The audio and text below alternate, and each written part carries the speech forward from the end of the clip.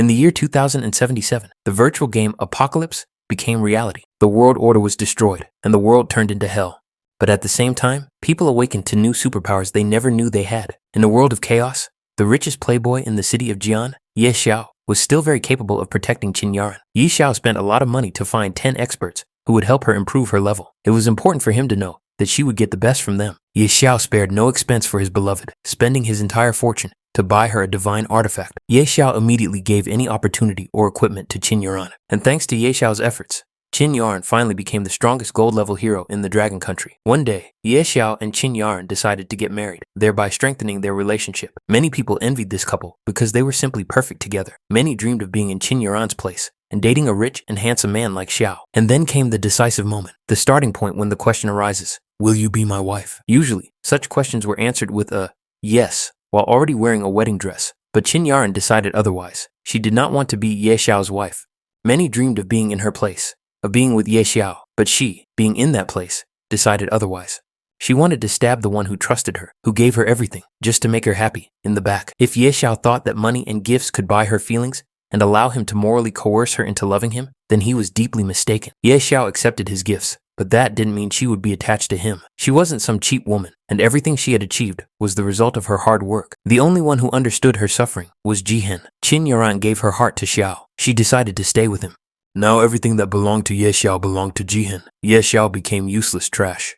Xiao gave everything for this girl, including himself, only to be betrayed by her in the end. His heart turned to ashes. But was that really how it was going to end? Wait, he didn't have a heart anymore, so he wouldn't let it end like that. Ye Xiao was determined to take revenge and make Qin Yaran pay for everything. He would make those bastards pay. But in an instant, he seemed to be climbing out of this abyss into reality. He was torn away by a voice. Qin Yaran herself, standing in front of him, claimed that she didn't need his pennies, and that by accepting his money, she was simply saving his face and pride, and if he continued to cling to her, he would never see her again. Xiao remembered that moment, a week before the Apocalypse game began. There were 200,000 won on that card, Qin Yaran's monthly allowance. Was it all a reincarnation? Qin Yaran continued to complain that she was very distressed by accepting Xiao's money. Many people said she was a gold digger, but they didn't understand that she was doing it solely for Xiao's benefit. Everything was exactly as it had been in the past, and Xiao no longer doubted that he had been reborn. But he would no longer be the naive boy that Qin Yaran had manipulated. After those accusations, he thought, why not go to hell? It must have been really hard for Qin Yaran, so Xiao decided not to give Qin Yaran anything else so as not to burden her. The girl thought that this was another one of Xiao's jokes, and abruptly hesitated, saying that this time she would reluctantly accept his money card. But it was too late. Qin Yaran had better get lost immediately. Oh, how dare Xiao talk to her like that? Qin Yaran simply couldn't stand it. But before leaving, Xiao remembered that he had bought the shoes Qin Yaran was wearing, so he demanded that she take them off before leaving. Xiao should have understood that his pennies wouldn't make him worth anything, and Qin Yaran wouldn't fall for him because of them. Xiao should also remember what he did today. Even if he later got down on his knees and begged Qin Yaran to come back, she would never accept him again. But Qin Yaran would be better off never letting Xiao see her again. She had more important things to do than waste her time on him. The Apocalypse test was about to begin, and our hero had to raise enough money before the test started, so he took action and immediately called Ye Lin, who had always wanted his shares. Maybe she still wanted to buy them for 20 billion? Xiao was indeed ready to sell his shares for 20 billion. Miss Lin had to prepare all the documents within 5 days, and with her skills, that shouldn't be a problem. Ye Lin was actually surprised, because this romantic rarely called, and it had been impossible to buy shares from him before. Selling the shares was easier than easy, and Ye Xiao now had to wait for the beta version of Apocalypse to be released. He decided that in this life, he would take the throne alone. A week later, the beta version of the game was released. The test was supposed to last only 3 days, and then the public version would be launched. Once in the game, Xiao felt a familiar sensation, which was the starting point of the Apocalypse game. In the first stage, he had to choose his nickname, and he decided to call himself Knight Xiao. But what about his class? In his previous life, the guild had once been destroyed by a gold-level beast tamer who controlled a dark void dragon. Since Xiao had enough resources and time, he decided to choose the beast tamer class. He no longer needed to invest all his money in Qin Yaran. He could devote all his resources to himself and rise to the heavens.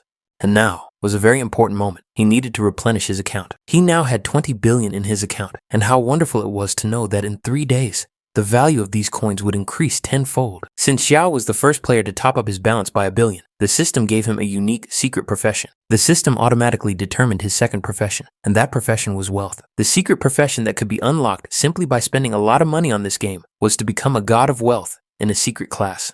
but no one expected that such a little rascal would unlock it. Xiao didn't even understand who it was and wondered where this frog had come from, but it was arrogant to say so, because it was Ebisu himself, Xiao's mentor in wealth. Xiao became the 709th god of wealth under Ebisu's guidance. Xiao was indignant, because how could a toad be a mentor? At most, it could resemble someone who sells financial services. But Ebisu was not angry. On the contrary, he wanted even more to show this scoundrel what true wealth meant. To do this, he only had to snap his fingers, and the system issued the following notifications. Xiao received 5 innate talents: wealth flowing like a river, stinginess, incredible luck, unmatched charm, and the power of the god of wealth. Each of these talents provided the necessary skills to be rich and successful. Xiao was not surprised, because these were all innate talents and seemed unnecessary. But he did not understand one thing, that any of these talents could increase his wealth. For example, take wealth flowing like a river. If he currently had 22 billion coins, Xiao would earn 22 million every day, because this talent increased the number of gold coins by 1% daily. With the power of a god, he could gain attribute points every day. Only now did Xiao realize how cool this wealth class was. In his past life, he spent all his money on Qin yarn, but now, in this life, he could show the world the true power of money. Now he didn't even have to wait to get to the newbie village. He had all the necessary skills to get there right away. When he moved to the flower fields, there weren't that many people inside, which was the perfect moment to level up. Starting out as a beast tamer was 10 times more difficult. In the early stages, it was impossible to tame powerful creatures. To develop faster, he needed to come up with a strategy. Abyss understood that choosing the role of a beast tamer was reckless. He didn't even have a weapon at the start. But, on the other hand, the beast tamer had the highest potential and the greatest growth. If you survive... But now he had to think about how to survive, because they were being attacked by 5th level goblin warriors. These were elite warriors, and he had to quickly decide whether to fight or flee. But what else could he think about? Xiao was practically naked, and going up against 5th level elites without weapons would be reckless stupidity. Obviously, he had to run, which the toad had already done. Xiao was in such a hurry that he even outran Ebisu. For the goblins, these two were nothing more than food. Fortunately, they arrived in the main city, but Xiao had to endure further humiliation. The players mocked him for actually choosing the role of a beast tamer, and what's more, his beast was a toad, which Ibis was indignant about, but Xiao did not comment. Xiao understood perfectly well that he should have expected this, so Ibis suggested going to the city center, where animal eggs were sold at a discount. Xiao needed to go and buy one for himself, but Xiao was not going to settle for ordinary beasts. He had better plans. So he decided to head to a secret dungeon, where there was a god-level egg in the dragon's lair. Ebis was naturally indignant, because from his point of view, it looked as if Xiao had gone mad, since only players with a level of 100 or higher could hire guards for this dungeon. But Xiao knew what he was doing. At the entrance, they were met by an 80-level archmage, who insisted that this place was not for him, and that he should return after he became stronger. The doors to the Supreme Hall could be opened if he brought a letter of recommendation from the Lord of the city, but Xiao did not have one. The Supreme Hall was the pride of the empire, and it was not for people like Xiao. However, he had something that the Archmage had lost, but Xiao could return it to him. The Archmage only needed to take a look to make sure he wasn't being deceived. Gold coins fell to the floor around him. There were only gold coins. He just had to turn around. From the old man's gaze, it was clear that he was very impressed and quite pleased with such a gift. Of course, after that, the Archmage kindly invited Xiao to the VIP room in the God of War Pavilion in the Supreme Hall. But Xiao liked the Archmage's fierce manner so much that he asked her to return it, and she immediately corrected herself. "What can I say? Money worked wonders."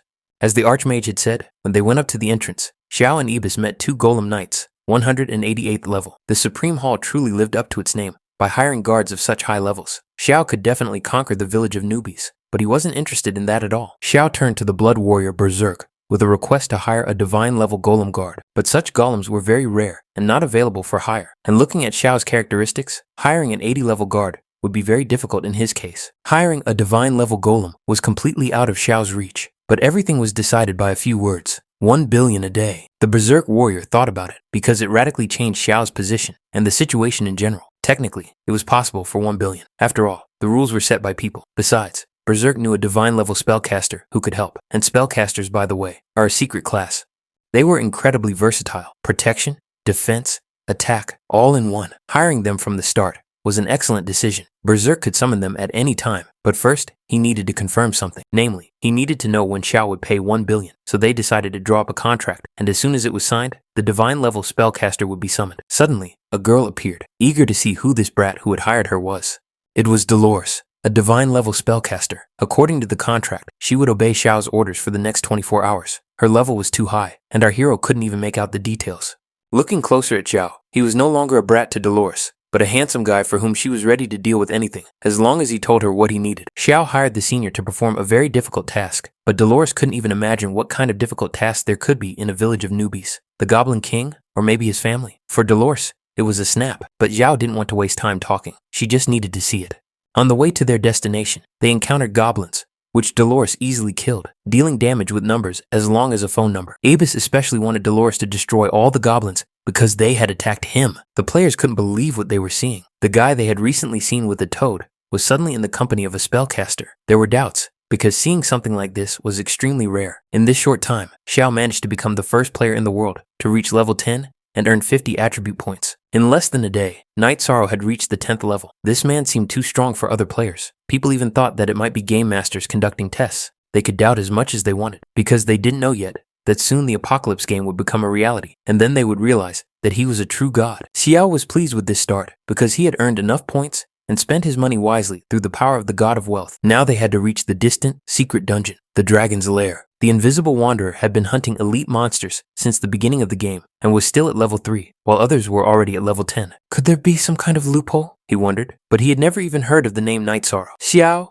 Dolores, and Ebis had already managed to reach the depths of the Whispering Valley. This time, the road was uneventful, and Xiao was able to activate the stone for entry fairly quickly. With its help, the whole company was able to enter the hidden area of the Dragon's Lair. This area was extremely dangerous. There was a powerful aura in this place, and doubts crept in as to how a dragon could live here. Dolores understood and warned Xiao that if there was a dragon here, she couldn't be sure she could handle it alone. But Xiao wasn't stupid enough to fight a dragon and wanted to see everything first. A long time ago, a level 100 berserker accidentally started a hidden quest to explore the dragon's lair. The entrance to the lair was hidden in a village of newbies, but no one believed it. After all, how could there be a high-level dungeon in such a village? As a result, he went there alone, after which no one saw Berserk again. Xiao bought a recording of his battle for a large sum of money and saw that there was a rare dragon egg in the lair. From the story, it was clear what Xiao wanted. Ibis and Dolores thought Xiao was mocking them because stealing a dragon egg was much more difficult than defeating the dragon itself. Dolores shouldn't have been modest because she was, after all, a divine-level spellcaster, and with her skills, Sister Dolores could take down such a shining 5th-level dragon with the abilities of a holy judgment in a matter of seconds. When Ibis saw the dragon, he was glad he had brought the teleportation scroll with him. Dolores decided that Xiao should go first, and she would approach from outside the cave. A 3rd-level dragon could destroy an entire guild on its own, and this shining dragon was one of the strongest monsters, with less than 1% chance of victory. Xiao needed to get that egg, so he offered his sister double the price, but she refused and was about to leave. She didn't want the money, because she knew they couldn't do it. Xiao asked her to at least buy him some time, but even then, Dolores couldn't agree. No one could survive a battle with a shining dragon. But what about the 3 billion? Dolores stopped and thought about it. The price was too high to walk away without thinking. It was indeed a worthy price, and the spellcaster decided that even if she had to risk her life, she would do it. Dolores promised that she would do everything possible, and, at best, win 3 minutes for Xiao. All buffs were activated, and the attributes of life in the talents of the God of Life, the God of Strength, and the God of Agility were doubled. Xiao had 3 minutes. Everything else depended on him. The spellcaster allowed him to improve his skills and gave him time. In the past, Dolores would have been afraid of the shining dragon, but for the sake of those 3 billion, she would make him bow down before her. Xiao tried to be as inconspicuous as possible, because if he was noticed, he would be finished. Dolores warned our hero that he had 1.5 minutes left, because her strength was running out. Xiao was having a little trouble, because the egg was much heavier than he could have imagined. Abbas accidentally attracted the dragon's attention, and couldn't help Xiao, because he had never done anything like this before. So the guy had to take the egg himself, and run at the speed of sound. Dolores tried to help Xiao as best she could, and created an ice wall to delay the dragon a little longer. But pretty soon, the glowing dragon used the Dragon King's breath ability. It was the peak. Dolores also ran away. It was impossible to stay there any longer. The whole situation and undertaking was very dangerous, but the guys were incredibly lucky and managed to escape, taking the dragon egg with them. If a 5th-level dragon hatches from this egg, then all their efforts will be justified. Dolores, of course, did not forget to remind them about the payment, and in the information window, Xiao received Dolores' favor by 60 points. Well, in the meantime, it was time to sign a contract with the beast. Abbas just hoped that nothing strange would hatch from the egg, otherwise 3 billion would have been wasted. Before them was a baby dragon, but it looked nothing like a shining dragon. Questions arose as to why it did not glow, and did not resemble a shining dragon cub. It was a mythical rank sky blue dragon. It could naturally suppress lower rank creatures and inflict damage on them. It also had skills such as a dragon's roar that shook the earth, dragon's breath, and the wrath of the Dragon King. This baby's stats were incredible. It had unlimited growth potential, and when it grew up, its destructive power would be unimaginable. With a strength of 500 at the 1st level, and even with basic equipment, this dragon's breath dealt more than 2,500 damage. Who could withstand such a thing? It was decided to name the baby Green Baby. Abyss immediately thought that with the Green Baby, no one would think that he was Xiao's pet anymore. Xiao continued to call Ibis a toad, which made him angry, and he also became interested in the badge he was holding. Ibis was indignant because Xiao had taken the badge he had picked up in the dragon's lair. Dolores assumed that it was a badge of catastrophic rage. The bearer of the rage badge gained incomparable power. All skills dealt critical hits. The badge had the talent of ferocious slaughter, activating the full power of the rage badge and dealing colossal damage. Abyss continued to demand his badge back, or else he was ready to break the contract. You see, he risked his life, but he forgot that they almost died in that lair because of him. Therefore, as compensation, Xiao decided to take this item from Abyss. Abyss noted with dissatisfaction that when Xiao needed something, he called him by name, but when he didn't, he was just a toad. In any case, Ibis had to put up with it all. Xiao discovered that he had started a hidden quest, the Forbidden Judge. Despite his power, the King of Rage was swallowed by the Abyss, and the bearer of the Mark of Rage had to find the truth, find the Fang of Rage. The Fang of Fury was a divine-level assassin's dagger, forged from the fangs of the Beast of the Abyss. It was known as one of the most explosive weapons.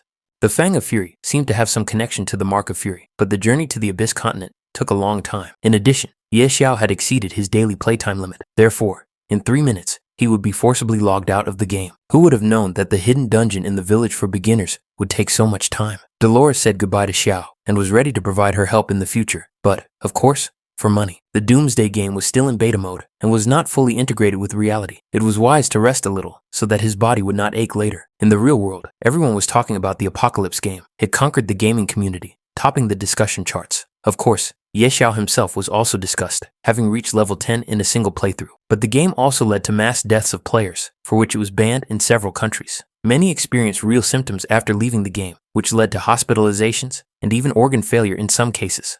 But then Xiao saw a message that said, "Come to the hospital, bring food for Juheng, and pay the hospital bill, and then I'll pretend that nothing happened between us before." Xiu completely forgot about his psychopathic ex, even though he should have blocked her long ago. Juheng was surprised that Ye Xiao hadn't contacted Qin Yuan the whole time, and she had only now decided to write to him. But would he really come? Qin Yuan and Juhyun were sure he would. After all, he loved this girl with all his heart. Juheng was already being discharged from the hospital. He just had to pay the bill, which was a problem for him. The hospital was overflowing with patients whose organs were failing, just like Juhyun's. The reason for this was the Apocalypse game. Therefore, there were few beds available. Qin Yuan was nervous. Juhyun wanted to be discharged and continue playing the game, so he asked the girl to help pay the bill, but she had no money. Xiao wouldn't give her any. He usually gave her 200,000 a month, but that money couldn't win her heart. Qin Yuan felt sick just looking at Xiao. Juhyun asked the girl to send another message to Xiao and ask him for some money. He was planning to open a game development studio, and Yeren agreed. Meanwhile, Xiao finally got some sleep, and the alarm clock rang, signaling that it was time to enter the game. Abyss was unhappy because Xiao hadn't woken up yet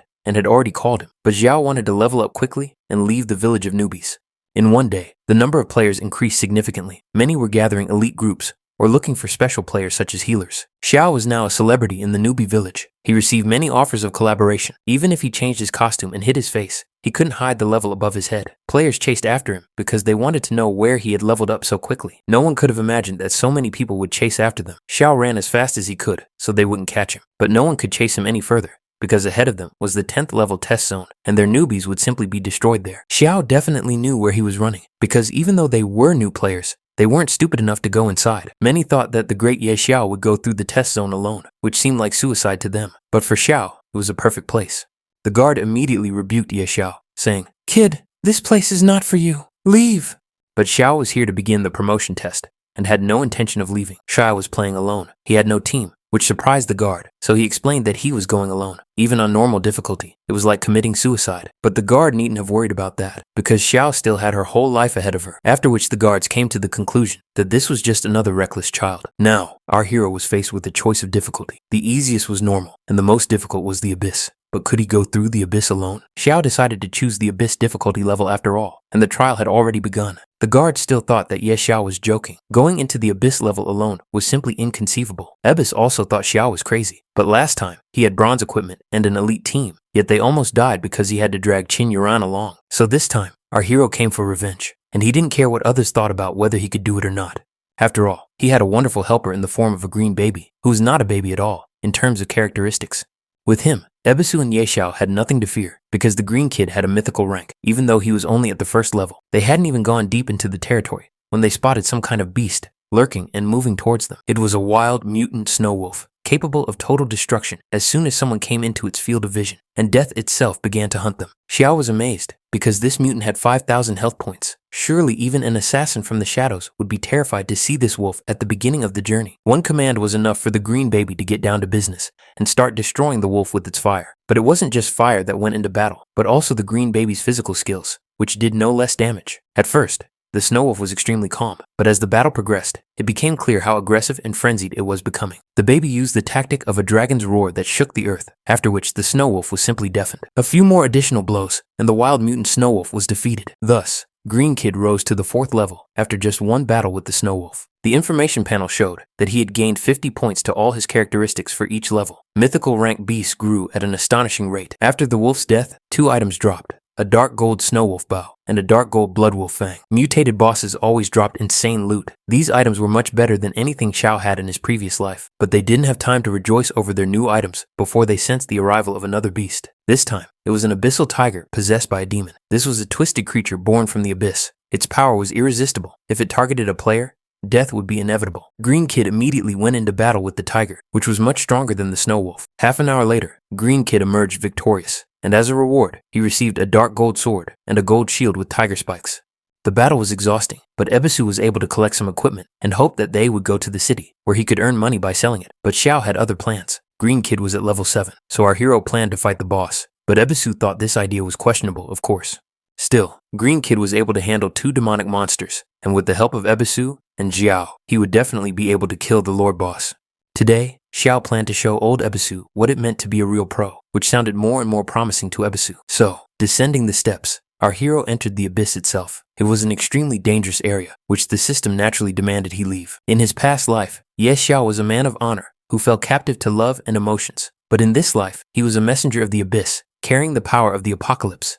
He was ready to taste the full power of the abyss and wanted to see that very boss as soon as possible. Before him, sitting on the throne, was the Wanderer of the Abyss, the king of the 10th level. The Wanderer himself looked terrifying, but many of his stats, such as health, strength, and agility, were unknown. The only things he knew for sure were that his stamina and spirit were 5,000 points. Xiao was a little confused, because in his past life, the boss was a lord level, but now, he was a king level. With 0 strength and agility, he couldn't deal damage with normal attacks, and his attack speed was very slow. But if he hit a player, they would definitely die. Abyss warned Xiao in advance that if he died, he would not carry his corpse. After all, 5,000 spirit points is a purely magical class. Now the kid had to use his abilities wisely and follow Xiao's commands. Since this guy was very slow, the green kid should continue to change his position and not engage in a long battle. The green kid did everything exactly as Xiao said and didn't let the boss use his skills. So far, everything was going very well. Xiao was pleased with how the dragon was fighting and wearing down this big guy. But at one point, Xiao noticed that the boss wasn't moving at all. Something was wrong, and he was looking at them. Based on his observations, Ibis could guess that the boss was about to do something. Right now, they needed to lie down to avoid the blow, but Ibis was bringing trouble upon them. It was obvious that the boss was planning to kill them. He didn't even need to move or make any extra movements to attack the heroes. Moreover, the royal boss was aiming only at Xiao, clearly understanding that he was the leader here. Xiao couldn't hold out for long at this pace, and with so many attacks, the green kid needed help, and he attacked the boss again with his fire, thereby saving his master. If he didn't die soon, Xiao would die of exhaustion. But lo and behold, Green Kid won again. However, Ibis wanted them to leave him at the entrance next time, if they decided to venture into such a dangerous place again. The Abyss trial was passed. Green Kid reached the 10th level. As the first traveler to pass the Abyss trial, Xiao received all the attributes plus 5 points as a reward. Xiao certainly did not expect Ibis to be such a coward. But then again, wasn't Xiao afraid of dying? Why did he run so fast then? In any case, it was finally over, and now he could see what items the boss had dropped. A new notification appeared in the village of newbies that Ye Xiao from the Daya Nation had passed the Abyss trial and became the first player in history to pass this trial, thereby earning the legendary title of Messenger of the Abyss. Many of the newbies didn't even know what the Abyss trial was, and it seemed incredible to everyone because it was truly a world first. Many became interested in Ye Xiao's personality and tried to find out more about him because he was an unusual person. One thing was known: Ye Xiao was from the city of Chen. Therefore, people were urgently sent there to investigate. Ji Hyun and Qin Yaran entered the game and also saw the news, but they did not understand that Ye Xiao was the source of the news. All they knew was that he was also from the village of newbies. Ji Hyun, of course, wanted to team up with this player because then they would definitely become famous. And then Ye Xiao, with his silver spoon, would be on par with them. But Qin Yaran thought this plan was questionable. Moreover, the guy reminded the girl again to ask Ye Xiao for money so that they could level up in the game. But Qin Yaran was not going to contact him. She was not that shameless. Qin Yuran was unhappy because they rarely spent time together, constantly talking about Xiao, and she was playing this game for the first time. Meanwhile, Xiao was a little disappointed with the item they got after all their efforts, because it was just some kind of fragment. It was an abyss stone, a single fragment. Its class was unknown, and the item itself was unidentified. Xiao had never encountered anything like it in his previous life, so he decided to find out the value of this item later. Right now, the most important thing for him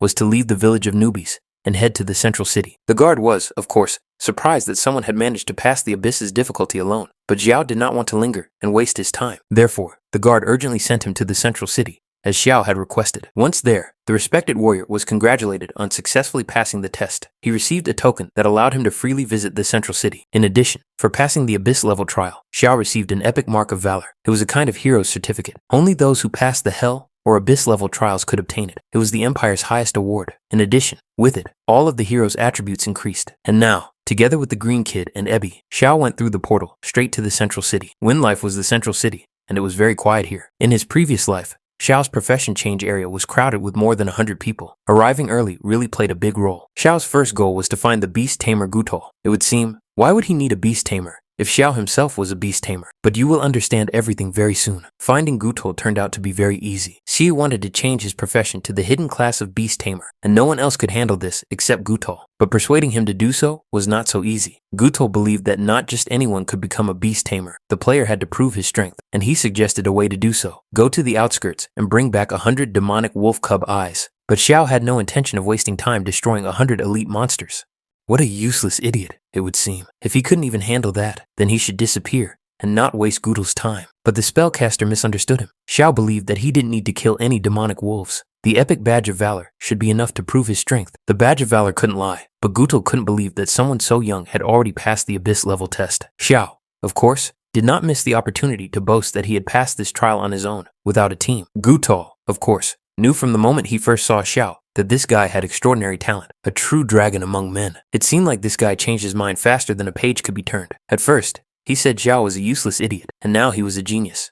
In any case, Xiao could now become a beast summoner. But first, Gutol wanted to see what kind of beast could pass the abyss level test. It was his personal request, and Xiao did not refuse it, and showed him a green baby, a beast of the divine level. Gutol was overcome with emotion, because this was the beast of his dreams, and he had never seen a divine level beast in real life, so the man was very excited. Alas, today Xiao would not be able to become a beast summoner. Gutol considered himself unworthy of a divine level beast and decided to introduce Xiao to the chief royal beast tamer. Gutol gave Xiao a letter of recommendation, telling him to go to the address indicated. There he would find the summoner, who would give him the answer Xiao was looking for. A hidden class quest was launched, the Dragon's Whisper. He had to go to the royal city to find the chief royal beast tamer. Xiao felt very lucky, because he would be able to advance to a hidden class. But the royal tamer was in another city. It was far away, and Xiao had other things to take care of. For example, completing another hidden quest. It seemed like this guy knew so many hidden quests, even Ebis couldn't stop being amazed by Ye Xiao's deep knowledge. Xiao searched for and found Lady Sharel, who was the widow of the late lord of the city. She was also very rich and beautiful. When our hero tried to approach her, a guard stood in front of Lady Cheryl, who must have known who Xiao was. Finally speaking to the lady, Xiao asked why Lady Cheryl was always so sad and how he could help her. It turned out that Cheryl had lost something, and if Xiao could find it, she would be deeply grateful to him. So Xiao received a new hidden quest to return the beautiful flower to Lady Cheryl. Abbess, of course, did not understand why they were wandering around the city and whether the flower she needed was not in the garden outside the city. But Xiao explained that Lady Cheryl didn't want an ordinary flower. Of course, he knew where to find it. So they came to a hardware store. But could a beautiful flower really be found here? Abyss wondered if Xiao had made a mistake, but Xiao had indeed heard that this store sold chests of jewels, which was what he needed. In these chests, one could find historical dragon bones, or even legendary staffs. The question was, how much the buyer would be willing to pay for a chest. Xiao, of course, chose the most expensive one. The seller gave Xiao one chest, which cost 10,000 gold coins.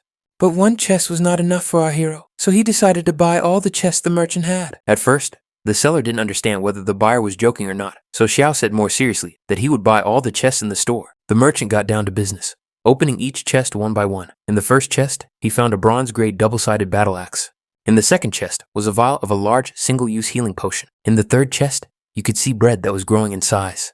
They went through all the chests like this for half an hour, and out of the 100 chests, only one remained. And finally, our hero found what he was looking for, the beautiful flower. Its use was unknown, but according to the description, it was very beautiful. Lady Sharel relaxed in her bath and wondered if anyone would be able to find that very flower for her. Lisa, her concubine, believed that with Lady's charm, she would surely succeed. A few minutes later, news arrived that a young man wanted to meet Lady Cheryl alone. This man claimed to have brought the very flower that Lady Cheryl had asked for. Cheryl was, of course, surprised by this news. It was hard to believe that someone had actually been able to find what she had lost. Xiao spent a lot of time and resources on this, but it was probably worth it. Lady Cheryl had been searching for that very flower for a very long time, and she was happy to find it now. Xiao had been a great help to her, so Lady Cheryl was ready to give him a reward in gratitude, perhaps money or rare artifacts. But Xiao didn't need any of that, so Cheryl had no choice but to offer herself as a reward to Xiao. But how could that be? How could a lady offer such a thing in broad daylight? Was she really serious?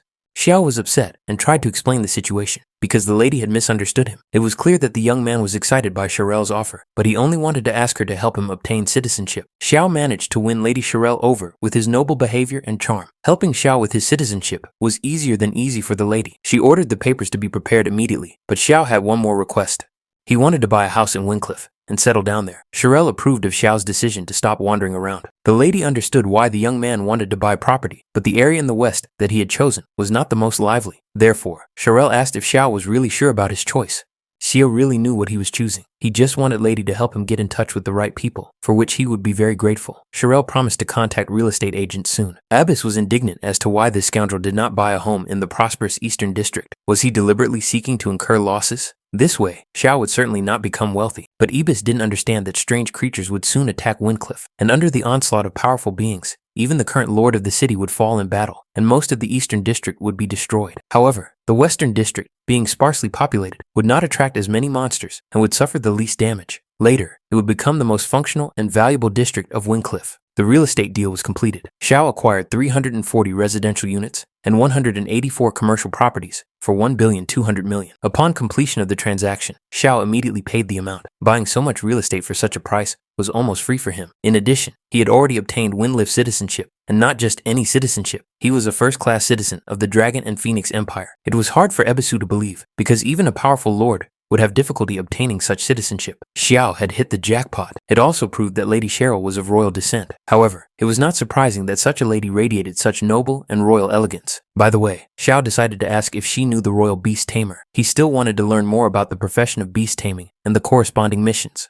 For the lady, it was Uncle Stir. She told the young man that he could find him in the capital of the empire, but also warned him that her uncle could be eccentric and unpredictable. The lady promised to contact her uncle, but asked Xiao not to call her lady anymore, but simply Cheryl. Xiao was immensely grateful to her for her help. So our hero won Cheryl's favor by flirting with her, obtained first-class citizenship, unlocked a prestigious rating, and acquired a lot of real estate. And finally, he reached level 11 together with the Green Kid. All this news, of course, spread throughout the village of newbies. In addition, all players now received an extra hour in the game because of Xiao, which seemed crazy to them. The players were unhappy because it wasn't enough that they were nobodies in real life. Now they were nobodies in the game too. What were the developers thinking? Qin Yaran and Ji-Hyun were delighted that Night Sorrow had already reached level 11 and even become a first-class citizen. For them, it was amazing. Qin Yaran was ultimately upset because if they had been led by a top player like Night Sorrow, they would probably already be at level 5 or 4, instead of what they had now, where they were struggling to deal with a single goblin. The other team members were outraged by Qin's words, because if she didn't like the team, even though she had raised her level just by hanging out, she could leave, because no one was keeping her here. Ji-Hyun tried to smooth things over, explaining that his girlfriend didn't mean anything by it, but Qin Yaran was already ready to leave. The guy didn't understand what this girl was doing. The other girls were also outraged, because just because she was a little pretty didn't mean she could act like a princess.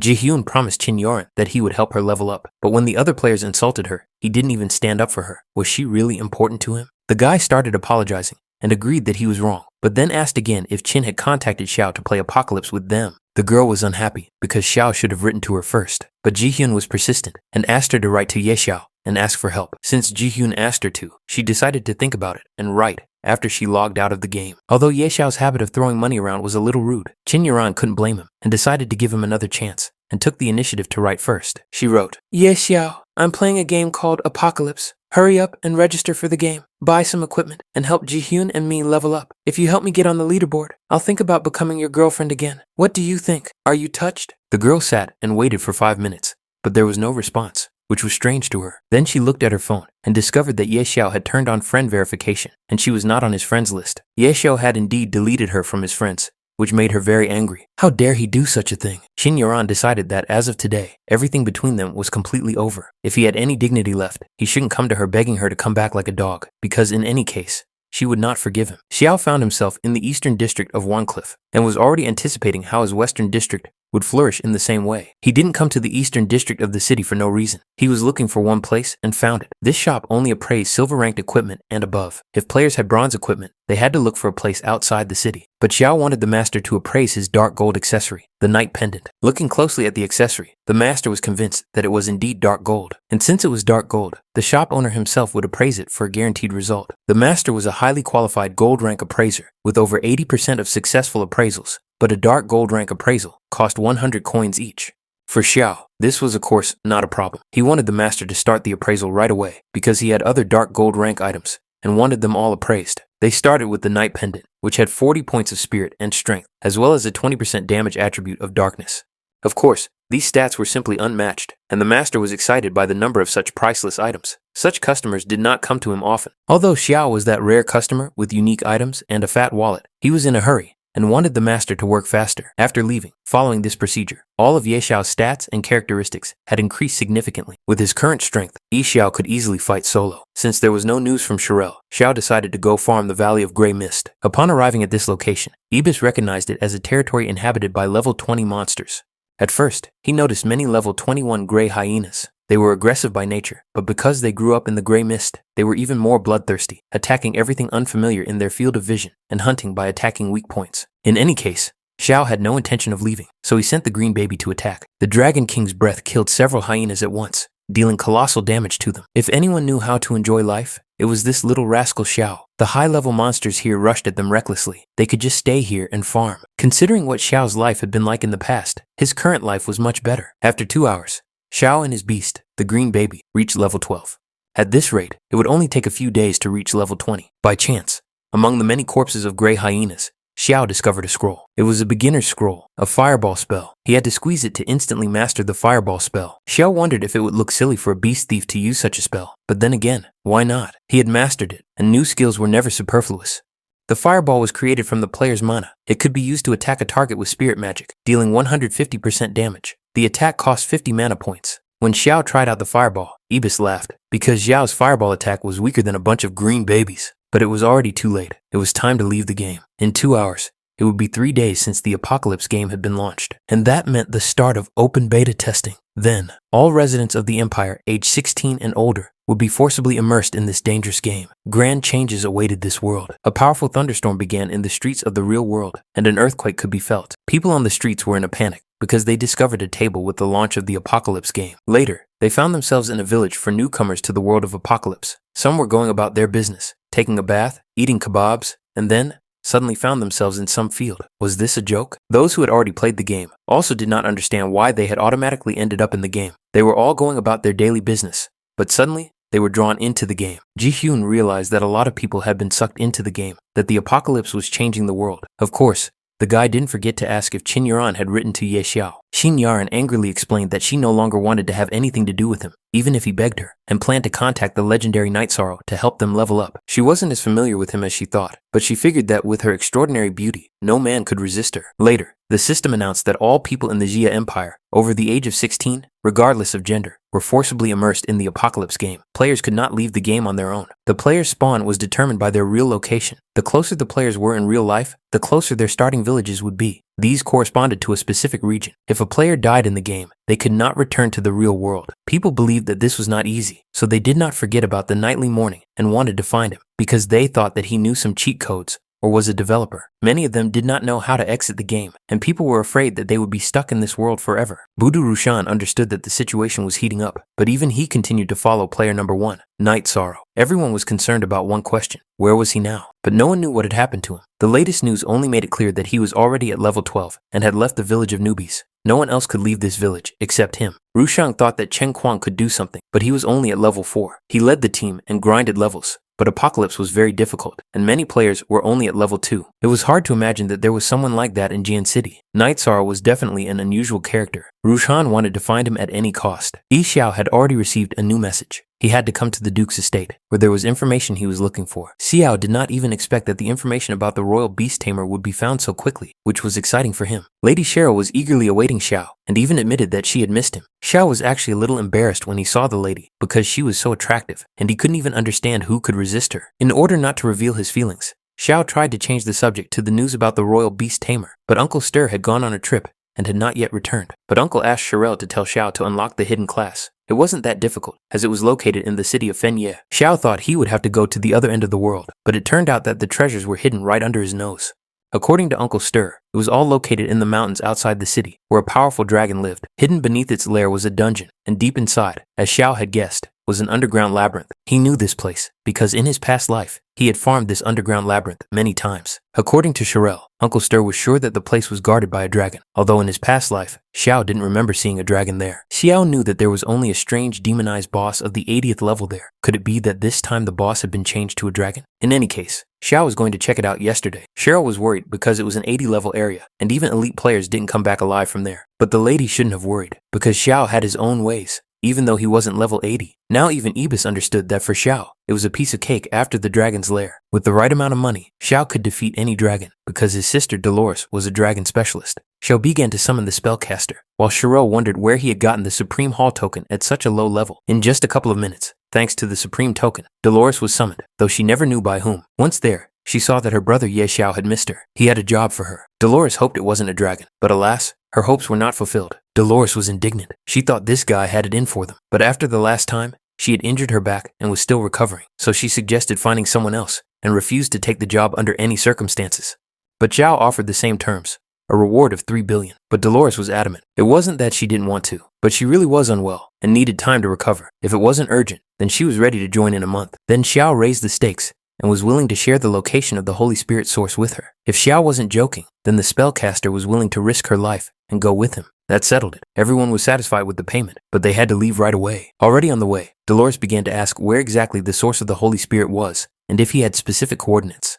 Lady Cheryl watched them leave and thought that Ye Xiao was truly extraordinary. The lady was favorably disposed toward him. She was very curious to know if he would become a divine level player in the future. The goblins had already killed the player Wang Qian twice, and after he was revived, his body began to fail. Panic began to spread among the people as they realized that it was indeed possible to die here. The people wanted to go home, but they didn't know how to get out. They knew that someone was at level 12 and wanted to find that person and ask them. Our guys were already in the Dragon Mountains. It was a beautiful place, and it seemed unlikely that a dragon could be hiding here, but still waters run deep. The monsters here were at level 80. If it weren't for Dolores' boost, they might have been surrounded by them. As they headed into the dungeon, they tried to avoid a bloodbath. Dolores was worried whether Brother Xiao knew where the entrance was, because she really didn't want to fight a 5th class beast dragon. But Xiao told her not to worry, because they wouldn't be noticed. The entrance to the dungeon was hidden under a steep slope on the mountainside. In any case, if he was wrong, he would deal with the consequences himself. Fortunately, they arrived at their destination, and everything was as he had expected. There was just one other problem. This teleport was incredibly good, but Dolores couldn't sense any traces of magic and didn't know how to activate it. Xiao knew how to do this, so he took care of the problem. He cut his palm so that blood flowed, then touched the entrance, after which red marks lit up. Dolores was surprised that Xiao had actually managed to open the entrance.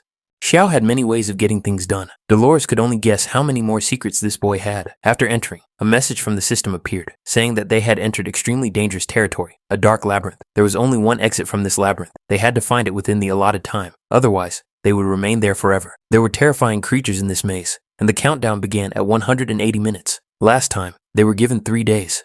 Although Dolores was a divine level sorceress, Xiao thought she seemed frightened, because this mission was much more dangerous than the battle with the 5 dragons, which she had warned him about, but she insisted otherwise, saying how could she be afraid, possessing godlike power, being an elder of the Supreme Hall, and a powerful sorceress. So why should she be afraid of some creepy maze? In fact, no one had any reason to be afraid. Only Abus was indignant that Xiao constantly led them into dangerous places. In any case, they had to get to work and start with a cloaking spell, which was so easy for Dolores that she didn't even bother to learn it when she was a novice.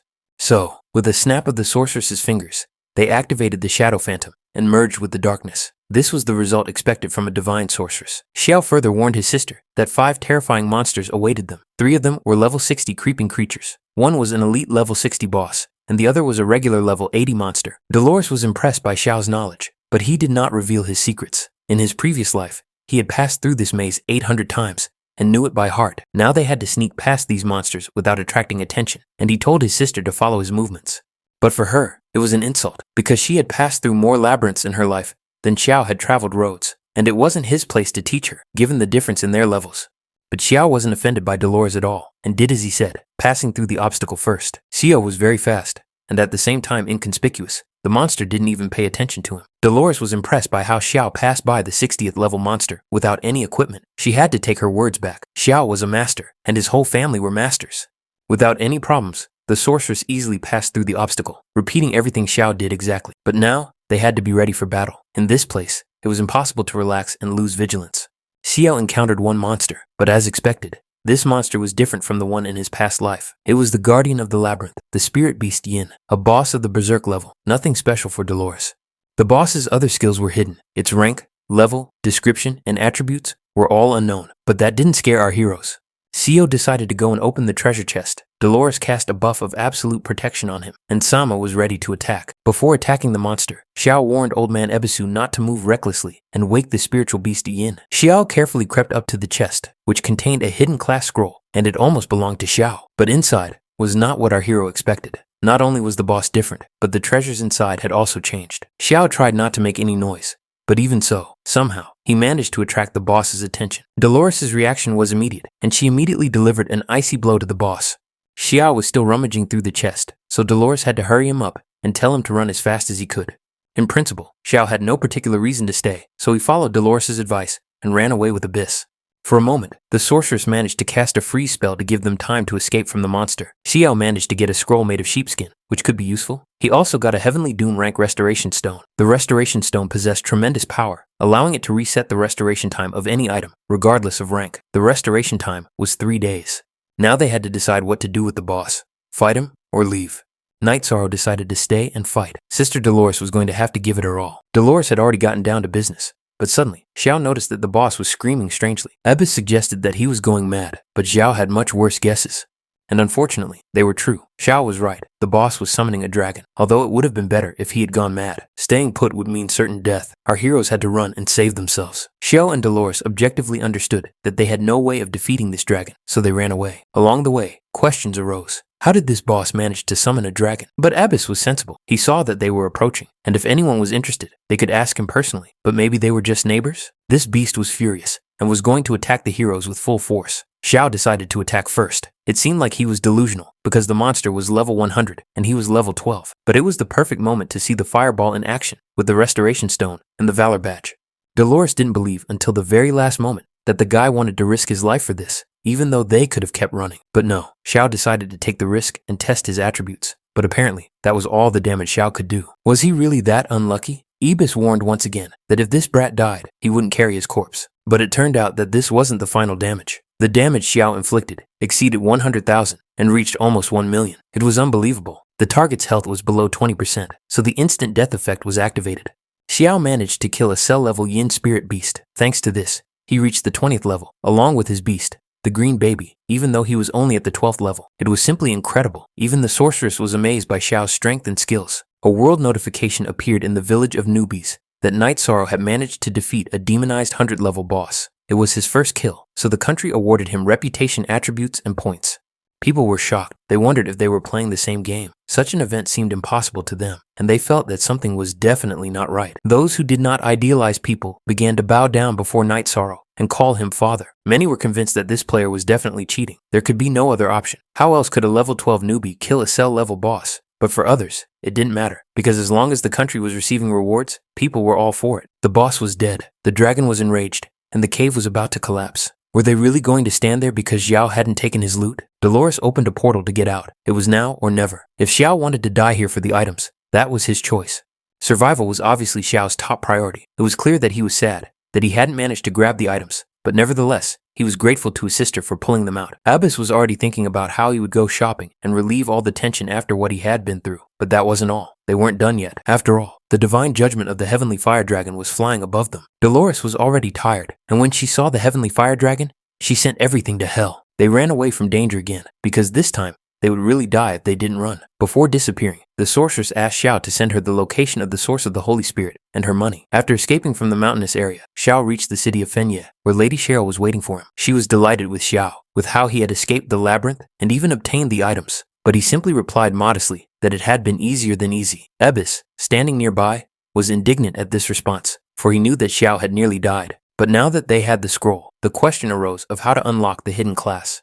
This scroll alone could not completely change the class. Rather, it revealed the player's hidden potential and awakened a unique class intended only for the player. In any case, to learn more about this, our hero now had to investigate Lady. Cheryl led him to a secret room in the building that Xiao had never seen in his past life. He had no idea it even existed. There he met the royal beast tamer, Master Stir. Xiao came here to unlock his hidden class, although Stir already thought that this method of changing classes had disappeared from this world, but it seems he was wrong. After looking at the scroll, Stir was ready to help our hero with his transition. Xiao was ready as never before and could no longer wait. This scroll would reveal his inner strength. He only had to follow his heart's desire. Xiao followed Master Stir's instructions, relaxed, didn't panic, and didn't resist. Miraculously, he managed to activate all 5 crystal balls. It seemed supernatural to Stir. Cheryl guessed what Uncle meant when he told her about moving up to the higher class.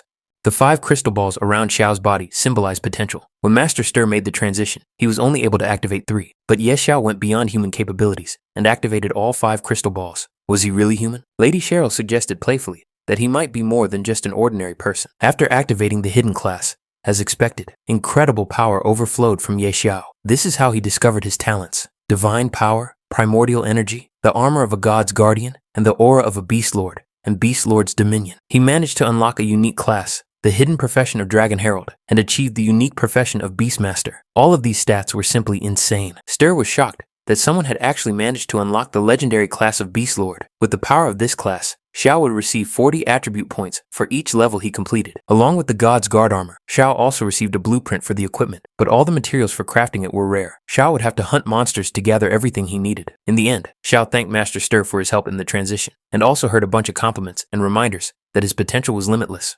Even Ebis admitted that this kid was something else. Xiao was probably destined to achieve great things in this life, but first, he had to craft the Beast Lord's Claw. The other players decided to take a chance and try to pass the trial of the Abyss, realizing what Night Sorrow's success was. The guard looked at them and decided that they seemed well prepared to pass the trial, but the liberated tiger decided that he wanted to pass the Abyss level trial alone. For the guard, this was another daredevil. The guy admitted that he lived for trials and danger, and even if he died, he would do so without regrets. The girl stayed at the entrance, waiting for good news, and the liberated tiger promised that they would not have to wait long. Meanwhile, the guard noted to himself that these visitors from another world were truly of a different caliber. But 5 minutes later, the boss ran outside asking for help. He shouted that it was terrible because the monsters had mutated. The liberated tiger had serious wounds, and they were trying to heal him. The guard concluded that not everyone could pass the Abyss level test alone. Meanwhile, Xiao reached the Great Rift, where the 20th level trial, the Abyss level, was located. Xiao decided to read his class chat, where his classmates were sharing the latest news and wondering where Ye Xiao could have disappeared to. There were speculations that he might have died, but they knew that he was too good at games and couldn't just die like that. Xiao, in turn, did not want to reveal his identity to anyone and attract any attention to himself. It was more important for him to focus on leveling up, which is what he was doing. Green Kid had grown significantly by the time he reached level 20 and could fight without his owner's intervention. He easily defeated new monsters and won every time. This time, the items he dropped were a battle hammer that could crush rocks made of dark gold and a 2-handed stone sword, also made of dark gold. As soon as Xiao picked up the new items, he noticed a new monster that looked like a boss appear in front of him. It was the Keeper of the Abyss, a royal level 20 monster. The plan was for the Green Kid to attack first, with Xiao covering him. Ibis still thought that the Green Kid could handle it without him. Meanwhile, the freed tiger died. The girls couldn't believe it, because they were following in the footsteps of Night Sorrow. What had they done wrong? They remembered that Night Sorrow had managed to pass the Abyss level test. The girls could only guess that he had probably taken advantage of some loophole. And again, a new notification appeared that Night Sorrow had successfully passed the 20th level of the Abyss, becoming the first player in history to do so. Following this victory, an epic item was obtained, the Stone of Valor, and points for the country of Dacia. But for Xiao, it was another easy victory, and he was a little disappointed that he had received another fragment of the Abyss Stone and no loot. First, Xiao got the first fragment from the wolf, and now the Guardian dropped the second fragment. Xiao assumed that these were probably materials for creating some kind of divine item, but these were just thoughts, and there was no time for them, because it was time to return. But just as he was about to leave, he heard congratulations directed at him. Xiao had passed the test as a warrior, and now the guards congratulated him and gave him a reward. As a reward, Xiao received a Stone of Valor of epic rank. The stone possessed tremendous power and could be used to enhance the Badge of Valor. Xiao decided not to wait for the right moment and to check how it all worked right now. So he got the legendary Badge of Valor. It was a symbol of true warriors, and only those who had passed the trial of hell or the Abyss could obtain it. It represented the highest honor of the Empire. Empowered by the Stone of Valor, he became even more powerful. With it, Xiao would be unbeatable in the 30th level zone. Xiao had not yet entered the portal, but he managed to see a system notification that the exit from the game would be available soon. Many players were very happy with this news. After all, they already missed their homes and their parents, and now they would finally be able to return to the real world.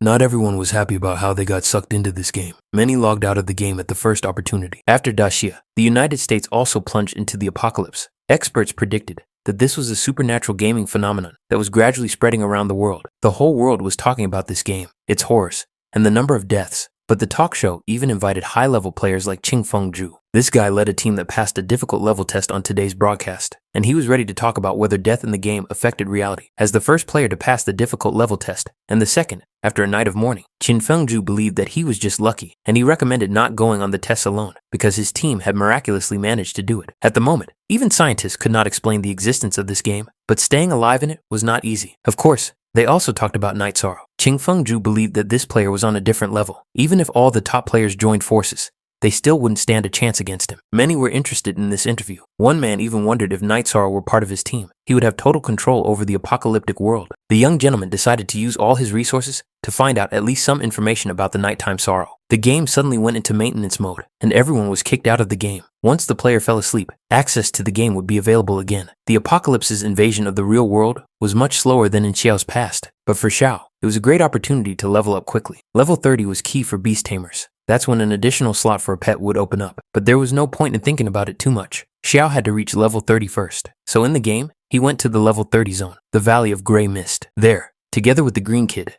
they fought the local monsters.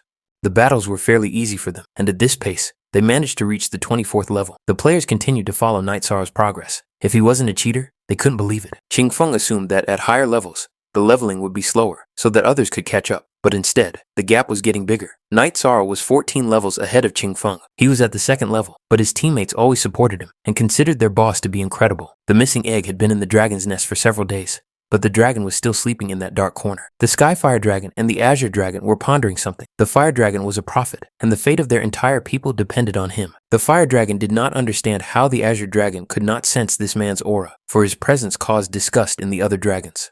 But for the Azure Dragon, this feeling was a nauseating divine power. He did not believe that such an insignificant worm of a man could possess such power. But the Prophet of the Dragons saw more than the Azure Dragon and was ready to entrust the future of his people to this mortal. For the Azure Dragon, this was completely reckless, but there was no time left. Darkness was overcoming space and time, devouring everything. This man was their last hope. The Azure Dragon did not believe until the very end that they were really going to entrust the fate of their people to a mere mortal. Qingfeng and his team finally reached the city of Winliff. They considered themselves the first players to get there, not counting Night Sorrow. Upon arrival, they noticed two huge dragons in the sky and a guy screaming for help. It was Xiao in the clutches of the Fire Dragon. He was asking to be rescued because he had been kidnapped by the Dragon of Justice. Abus understood that screaming was useless because there was no one here with enough power to save him. They heard Xiao's cries and even noticed that it was indeed Night Sorrow. The team members were already thinking of going after him, but Qingfeng thought critically, because even at the 100th level, they had no chance of getting a dragon of that level, and going after the Dragon of Justice was completely reckless. One sneeze from him, and they would disappear without a trace. News of this event spread everywhere. It was a sensation. The Night Sorrow had been kidnapped by two dragons. Everyone now understood that he had leveled up thanks to the dragons. Finally, Xiao and the dragons arrived at some unusual place. Once there, the dragons released Xiao. The guy was able to get a good look at them and noticed that they looked very familiar to him. That's when Ibis teased the guy, saying that he had already forgotten his exploits, even though the toad had told him not to mess with the dragons. Xiao finally remembered where he had seen them. He had stolen an egg from one and robbed the other's house. The boy realized that he was in trouble. The Azure Dragon sniffed, wanting to know if this mortal was afraid or not. Xiao was, of course, very afraid, but he said the opposite. He allowed the dragon to do with him as he wished. He could kill him or skin him, for example, but the mortal had nothing to fear. The egg he had taken was the last hope of their people, and bringing Xiao here meant giving him a great chance. The Azure Dragon rebelled when he heard the name of the green baby. How dare Xiao give the dragon such a shameful name? But the green baby liked his name. Still, the Dragon of Justice reminded them that they had little time and should get down to business. In the name of the Dragon God, the Azure Dragon and the Fire Dragon rose into the sky. Xiao was frightened. He didn't understand what the dragons wanted to do and kept telling them that he was just joking and begged them not to kill him. He was even willing to do whatever they said. That egg had nothing to do with me. But it was too late to make excuses. The The process had already begun. The power released from the stone dragon statue bestowed the blessing of the dragon clan. Sai simply had to accept part of the power of the dragon god. The news about Night Sorrow did not stop. Everyone was interested in where he had disappeared to. Player Jin Yixin rose to the 14th level, pushing Qing Fengju out of second place in the rankings.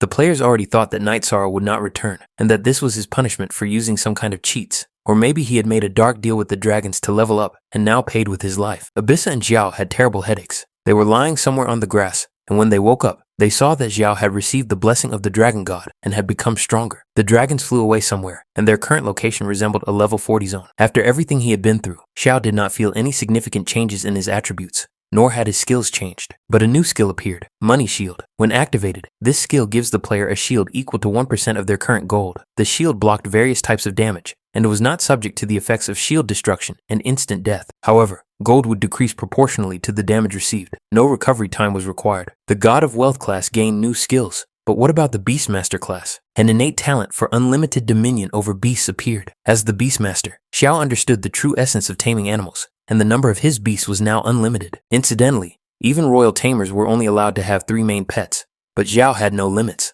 It was so cool that Xiao felt as if he were dreaming. Xiao was ready to light incense for the dragon gods, and to thank his ancestors for 8 generations. He also promised that from now on, Green Kid would follow in their footsteps. But there was no time to stop. Xiao went to the Hall of Trials of the 30th level. The guard immediately recognized Lord Night Sorrow, who once again wanted to pass the Abyss level test. They wished Lord Night Sorrow good luck and let him pass on to the new level. The climate there was not the most favorable, with wind, lots of snow, and severe frost. Xiao, of course, did not know that it would be so cold here. Otherwise, he would have prepared better and dressed warmer. He hadn't gone even half a kilometer when he noticed something strange and huge heading towards him. It was a huge snowball, and Xiao barely managed to dodge it so as not to be swallowed up by it. But Ibis was indignant. Why did Xiao run away instead of using his skill? In the commotion, Xiao forgot that he had such a skill. But there was no time to think about it, because now some kind of snow monster was attacking them. Green Kid flew into battle against the snow monster, following Xiao's command. Green Kid immediately began attacking the monster with his fire attack, not even giving his opponent time to react. One blow was enough for Green Kid to kill the mutated Snow Yeti. The Green Kid's power amazed our hero every time. As he grew older, he became stronger and stronger, which was even frightening. Green Kid acquired many talents and skills. Being a mythical beast, the celestial dragon had an overwhelming advantage over pets below the mythical level and over humans. The skills he acquired were too cool, but Xiao didn't have time to learn them because they were attacked again by a huge number of monsters. If Green Baby had finished playing, he had to kill them all before they killed them. Green Baby immediately obeyed the order and used the fire attack again. Here, it was particularly fast acting. Half an hour later, the royal level Abyss Explorer was killed. This explorer couldn't even withstand a single blow from Green Kid, but Ibis decided to let Xiao off the hook and remind him how he used to be kicked around like a puppy and that he shouldn't relax. Finally, there was some news about Night Sorrow, that he had passed the Abyss level test again, becoming the first hero in history to pass this test and obtain the epic item, the Stone of Heroism. People were excited, because some of them still believed that such a figure could not disappear, and their expectations had been justified. The young master wanted to return to the central city and meet this interesting guy in person. After all, the real fun would only begin when Ye Xiao came over to his side. Xiao received another fragment of the Abyss Stone, his third in total. The guy had no idea how many there were in total. He also received a Stone of Heroism, an epic class item. It was a rare material, created by saturating it with the power of the wind. It could enhance the hero badge, and only the most worthy heroes could possess it. The items were collected, and the Abyss quest was completed. Xiao said goodbye to the guard, but not for long. For now, he went to the city of Fei. There were many more people in the main city. After all, Xiao had been gone for several days. First of all, Ye Xiao wanted to have his equipment evaluated, but there were too many people in line. Xiao decided to skip the line and asked the master to evaluate his equipment first. But the master didn't even look at him and sent him to the back of the line. Only when he noticed this guy did he realize who was standing in front of him. Since it was the God of Wealth, he was of course allowed to skip the line and was kindly invited inside. People were outraged. They could only assume that he was a first-class citizen. But could first-class citizens really skip the line? First of all, Xiao wanted to strengthen the Badge of Valor. The master was excited because it was a very precious thing. If he broke it, he would not be able to pay for it. People from afar did not understand what a valuable thing it was, because it looked like a very ordinary badge. But later, they realized that it was a legendary item, proof of courage, which only those who had passed the trials of the Abyss or Hell could possess. After polishing, the light from this badge blinded people's eyes. Only now did people realize that they were in the presence of Night Sorrow. Now they were not surprised that he could pass through the Abyss with such powerful equipment. Xiao attracted too much attention. They wanted to befriend him, join his team, or just ask him something. It was impossible to stay in the shadows, and the master barely managed to hold back the huge crowd. Before leaving, Xiao left his other items with him for appraisal. When people saw Xiao's equipment, they went completely crazy, literally screaming for him to sell it to them, saying that money was no object. News quickly spread on the Apocalypse game forum that Night Sorrow had appeared in the main city and was appraising a pile of dark gold equipment. Someone even posted a photo and coordinates in the group. People instantly rushed to the place, hoping to become Night Sorrow's disciples. They desperately wanted to meet him, and Xiao hid as best he could and seemed to have finally gotten away. Xiao didn't even expect such a commotion around him and now didn't even know what to do. After all attention was focused on him, which he absolutely did not need. But even when he thought he had gotten away, some annoying person still found him. The young gentleman came with pure intentions and wanted to offer Night Sorrow a deal. As Xiao guessed, the gentleman wanted to purchase dark gold equipment, but he could make an offer that Xiao would not refuse. Xiao jokingly said that if this man were to pay tens of billions of gold coins for this equipment, he really couldn't refuse. But in Mr. Xiao's opinion, he had a limited mindset when it came to the game. Our hero wondered where this guy, who was even more cocky than him, had suddenly come from. After all, there was no such thing in his previous life. But Xiao remembered this assassin, who in his past life was a top-notch lone killer and who was second to none in any faction. The master saw Xiao's enormous potential and that he could achieve a lot in the future, but he didn't seem to realize how useful his abilities in this game could be in reality. Xiao decided to listen to see how far this guy would go with his bragging. The master did not like empty promises. He was ready to provide everything: money, status, or women. Xiao only had to ask, and he would give everything, but he expected Xiao to make a choice and join them. Xiao was actually pleased that this guy had come to him to negotiate. It proved that he recognized his strength, which flattered Xiao. But Xiao really didn't like how this young gentleman was showing off, so he decided to send him to the resurrection point to cool off a bit. The young man didn't even realize that Xiao was really going to attack him and couldn't do anything but threaten him at the moment. Night Sorrow dealt devastating damage to the young man, who then burned alive. This idiot talked too much and paid for his loose tongue. The players were outraged because a young master had been murdered in the main city. They were ready to attack in response, but the assassin stopped them because they would not be able to deal with the consequences afterwards. Finally, Xiao said that the money and equipment on the ground could be considered their compensation for dismissal. It was useless to follow the young gentleman, as there was no future with him. Of course, the alarm quickly spread throughout the city, and the guards of the main city immediately arrived at the scene of the murder. For some reason, Xiao did not rush to hide and was eventually surrounded by the city guards.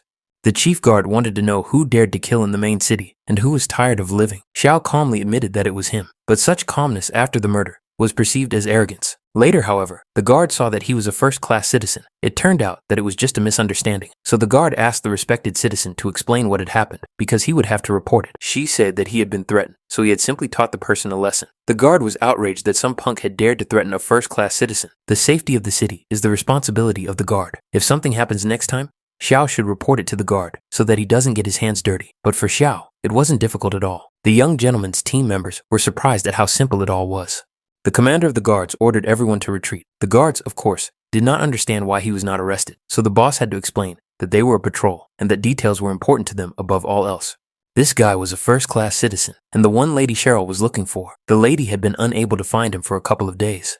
She was going crazy. He was not like other first-class citizens, and the guards understood that if they reported him, they would become rich. Lady Cheryl was really worried and anxious that there was no news about Xiao. But suddenly, Elisa ran up to her with news that there was finally news about the Night Mourner. The lady's mood immediately changed. A joyful smile appeared, and she immediately wanted to know where the young man was now. The young master was reborn and scolded his colleagues for not stopping the night mourning. But then he blamed himself, because he was the one who lost his composure, and the others in the night mourning at the 30th level were no match for him. He was the one who gave him reason to think that he could stand on equal footing with him. But soon, he would show him how foolish it was to anger the young gentleman. In the meantime, the young master ordered the assassin to use his stealth skills to return to the city and retrieve the equipment he had dropped. But the assassin might not return, as Xiao did not take his equipment. Yes, and judging by everything, he would no longer need it. This was a respawn zone, and the young master did not expect to see Xiao here. He did not know what he would do, because the alert level here was dozens of times higher than in the main city. Xiao had doubts that if the grass was cut without uprooting it, it would grow back in the spring. That's why he attacked the young gentleman again,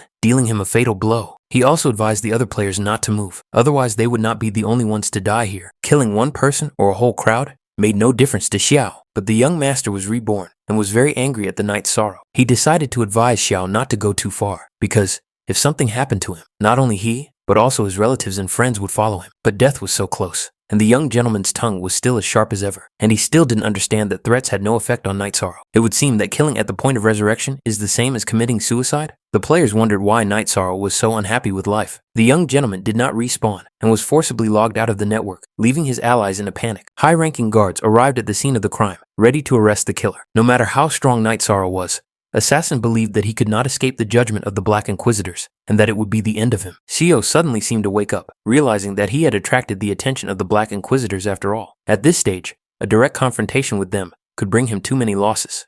Therefore, our hero decided to confess honestly once again that he had killed the man and was ready to go with the Inquisitors, which made them happy. This could simplify many things for both Xiao and the Inquisitors who were taking him away. The young gentleman, having been killed in the apocalypse, could not now wake up in reality, no matter how they tried to wake him. Finally, when his father arrived, he learned that his son Bor had been killed. The man was furious and sad. At the same time, he was ready to destroy the entire family of his son's murderer in revenge. A first-class citizen of the Empire, Lun Huang, was in deep sorrow in the Empire's courtroom and was being questioned by the judge. Why did he break the city's laws and commit murder at the resurrection point? The reason was this: that man had brought a group of people to disturb the night morning and threatened him. In order to protect the dignity of a first-class citizen, he was forced to kill him. The jury considered this to be horrific because he did not even deny his crime and killed the man so brutally 5 times, leaving him no chance of survival. Did this mean that now, if he wanted to kill someone else, they would not be saved? The judge, taking into account that this was the first violation of the night morning, sentenced him to life exile from the eastern part of the city, where he would be banned from entering forever. But the gentleman had only killed a beggar who had dared to violate his dignity, and from the point of view of feelings and logic, he had done the right thing. This was the opinion of Duchess Cherelle, who entered the courtroom. She believed that such a punishment was too unjust. Inquisitor Ater even greeted the respected lady, and her appearance excited everyone present. Moreover, Cherelle made it clear that Xiao was a close friend of hers, and she did not want him to be treated unfairly. The Inquisitor had to agree with the lady and admit that his previous decision had been hasty. According to the laws of the city, if a commoner insulted a first-class citizen, the punishment was death. Xiao's handcuffs were immediately removed, and since Night Sorrow was innocent, they were allowed to leave. There were no other questions either. Ater understood perfectly well that he should not stand in Lady Cheryl's way, and Xiao's trial went smoothly. This guy got off easy again, which never ceased to amaze Ibis. Xiao was, of course,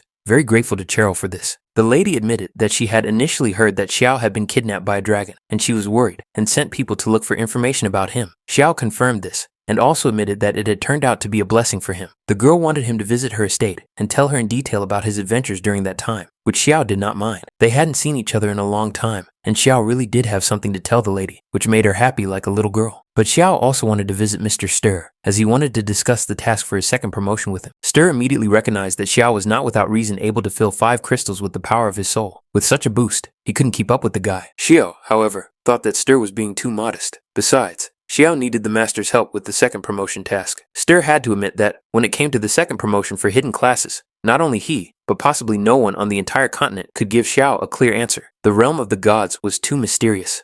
They only said that in order to complete the second promotion of the hidden class, it was necessary to obtain the approval of the deity. Xiao guessed that it was about the lost temple, but he did not know where the temple was located. It could be said that this temple was one of the most mysterious places in the apocalypse. Lady Cheryl and the master were certainly impressed that Xiao possessed such profound knowledge. This made him grow even more in their eyes. Stir assumed that the lost temple appeared randomly, like a mirage. One moment it was before his eyes, and the next it disappeared without a trace. This task would have to be dealt with gradually. When there was no more information to be had, Xiao left the Duchess's estate. As soon as he finished his business, Lady Cheryl would be waiting for him again at her place.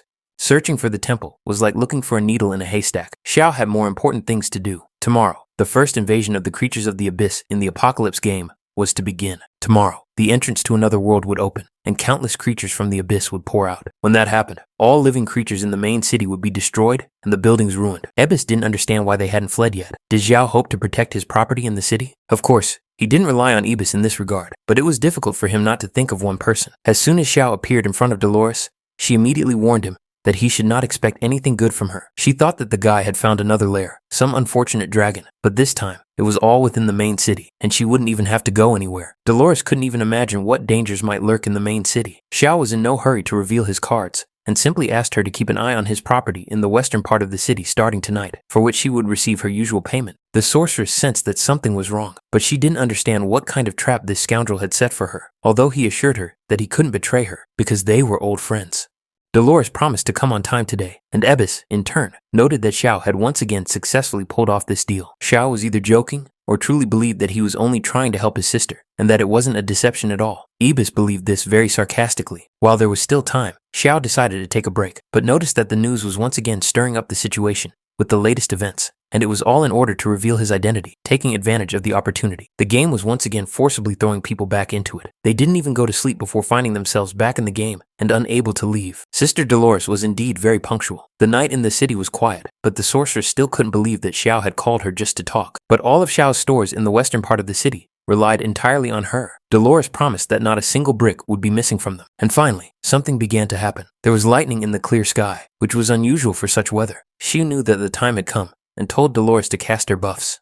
This is what the invasion of the abyss looked like. A wide passage opened up, through which countless monsters flew out. The entire city was placed on high alert. No one was permitted to leave the city. All the mages took their places on the city walls, and the people were evacuated. Panic broke out in the city in the middle of the night. Those who could escape did so without looking back, while others were already in the clutches of the monsters. Dolores couldn't imagine how this guy managed to predict the invasion of the abyss. Her sister could still handle monsters of several dozen levels, but if their level was higher, it would be problematic. Xiao believed that she could handle even a 100-level Lord-class boss of the abyss, because she was a divine-level sorceress. Dolores realized that she had once again fallen for this bastard's trick, but now she remembered that when this guy called her, nothing was ever easy. And yet Dolores promised Xiao to protect every brick of the buildings belonging to Xiao, which was more than 100, so she had to get to work. The sister demonstrated the best results, killing a Lord-class boss with her first strike. It was impressive, but the bosses appeared again and again, and they were elite, and they could fly. Dolores was unhappy to find herself in such a situation, but she had nowhere to go, so she told the bastard to at least help her, instead of standing around. Now it was the green kid's turn to join the fight and show off his best skills. The invasion of monsters did not stop, but only intensified. Monsters appeared from the abyss, growing stronger and stronger. People tried not to give up and keep up the resistance. Even though they knew they couldn't hold them back, they still tried not to let them pass. As always, the green kid did not disappoint and successfully killed the strongest monsters that appeared in the city. The only thing was, Xiao asked him to be careful because another store had been destroyed. After destroying the elite abnormal boss, Xiao did not linger and went on the attack against a whole crowd of other monsters. With one blow, he killed the bosses again and again, one after another. This brought Xiao and the green kid's level up to 32. Killing bosses was the best way to level up quickly. Xiao decided to go hunting for bosses with the kid, leaving Dolores in charge of the western area. She was indignant and demanded a higher payment, which Xiao naturally agreed to. While Green Kid destroyed monsters, Xiao picked up items from them. He even got some epic items. It was an epic level Devour Ring, though its effect had not yet been identified. There were even monsters in the outskirts of the main city, where players were trying to escape. They couldn't do anything to them, and didn't understand what the hell it was, but they didn't want to die either. Those who could held on until the last moment, trying to resist as best they could. Those who could looked for a chance to escape, because these bosses were too strong, and even groups had difficulty dealing with them. Quan Feng had to sacrifice himself, so that his boss could escape and take the rest of the team with him. Even when Quan Feng was dying, he asked his boss to leave him and save himself. But the team did not rush to flee. They stayed with Quan Feng and tried to help and support him. The team leader didn't know what to do. He had no hope of survival. They couldn't defeat such a monster and were ready to die. But suddenly, right in front of them, the boss was killed alive. One hit from a fire attack and he was dead.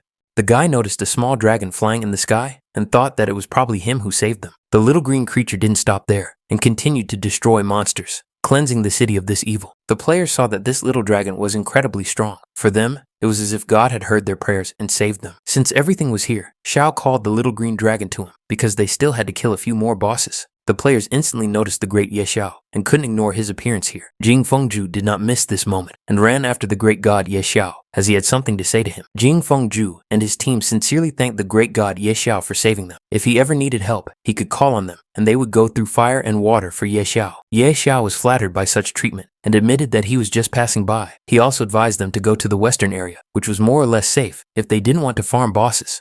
In their eyes, Xiao was very cool, and even Quan Feng thought that if he were a girl, he would definitely have his child. After leaving that team, Xiao explained to the green kid that killing these ordinary monsters was too time-consuming. In the meantime, they needed to go to the main gate of the city, because that was where the main battle with the abnormal monsters would take place. As the great god Ye Xiao had said, the western district was much calmer and safer, but the players didn't understand if it was safe here. So why was Ye Xiao patrolling outside the city? Was he really leveling up on these bosses? Then their guesses were confirmed, because Ye Xiao had just raised his level to 35 again. How many bosses did he kill to raise his level that high? A terrifying scene unfolded before our hero. The main gate of Feng City was completely destroyed, and everything was on fire. Finally, the Skeleton King appeared. It was a cell-level Lord boss. Xiao knew that he couldn't defeat it alone. The Inquisitor Ader was informed that the shield wall at the main gate had been completely destroyed. The archers couldn't hold out, the healers couldn't keep up, and no one else could fight. Everyone was waiting for orders from Lord Ader. Therefore, it was decided to prepare for retreat and abandon the first line of defense.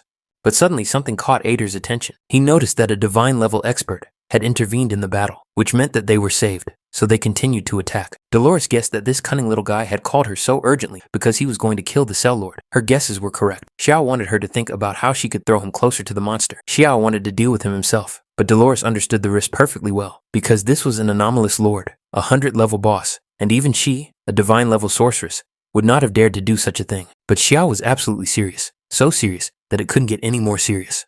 In that case, his sister agreed to accompany him and cast a buff on Xiao. Since Dolores was a great spellcaster of divine level, Xiao thought that she could clear the way for him so that he could fight the boss right away. Dolores had to admit that this little guy was cool, so she agreed to clear the way for him and killed the extra monsters. Xiao happily ran straight to the boss without any problems.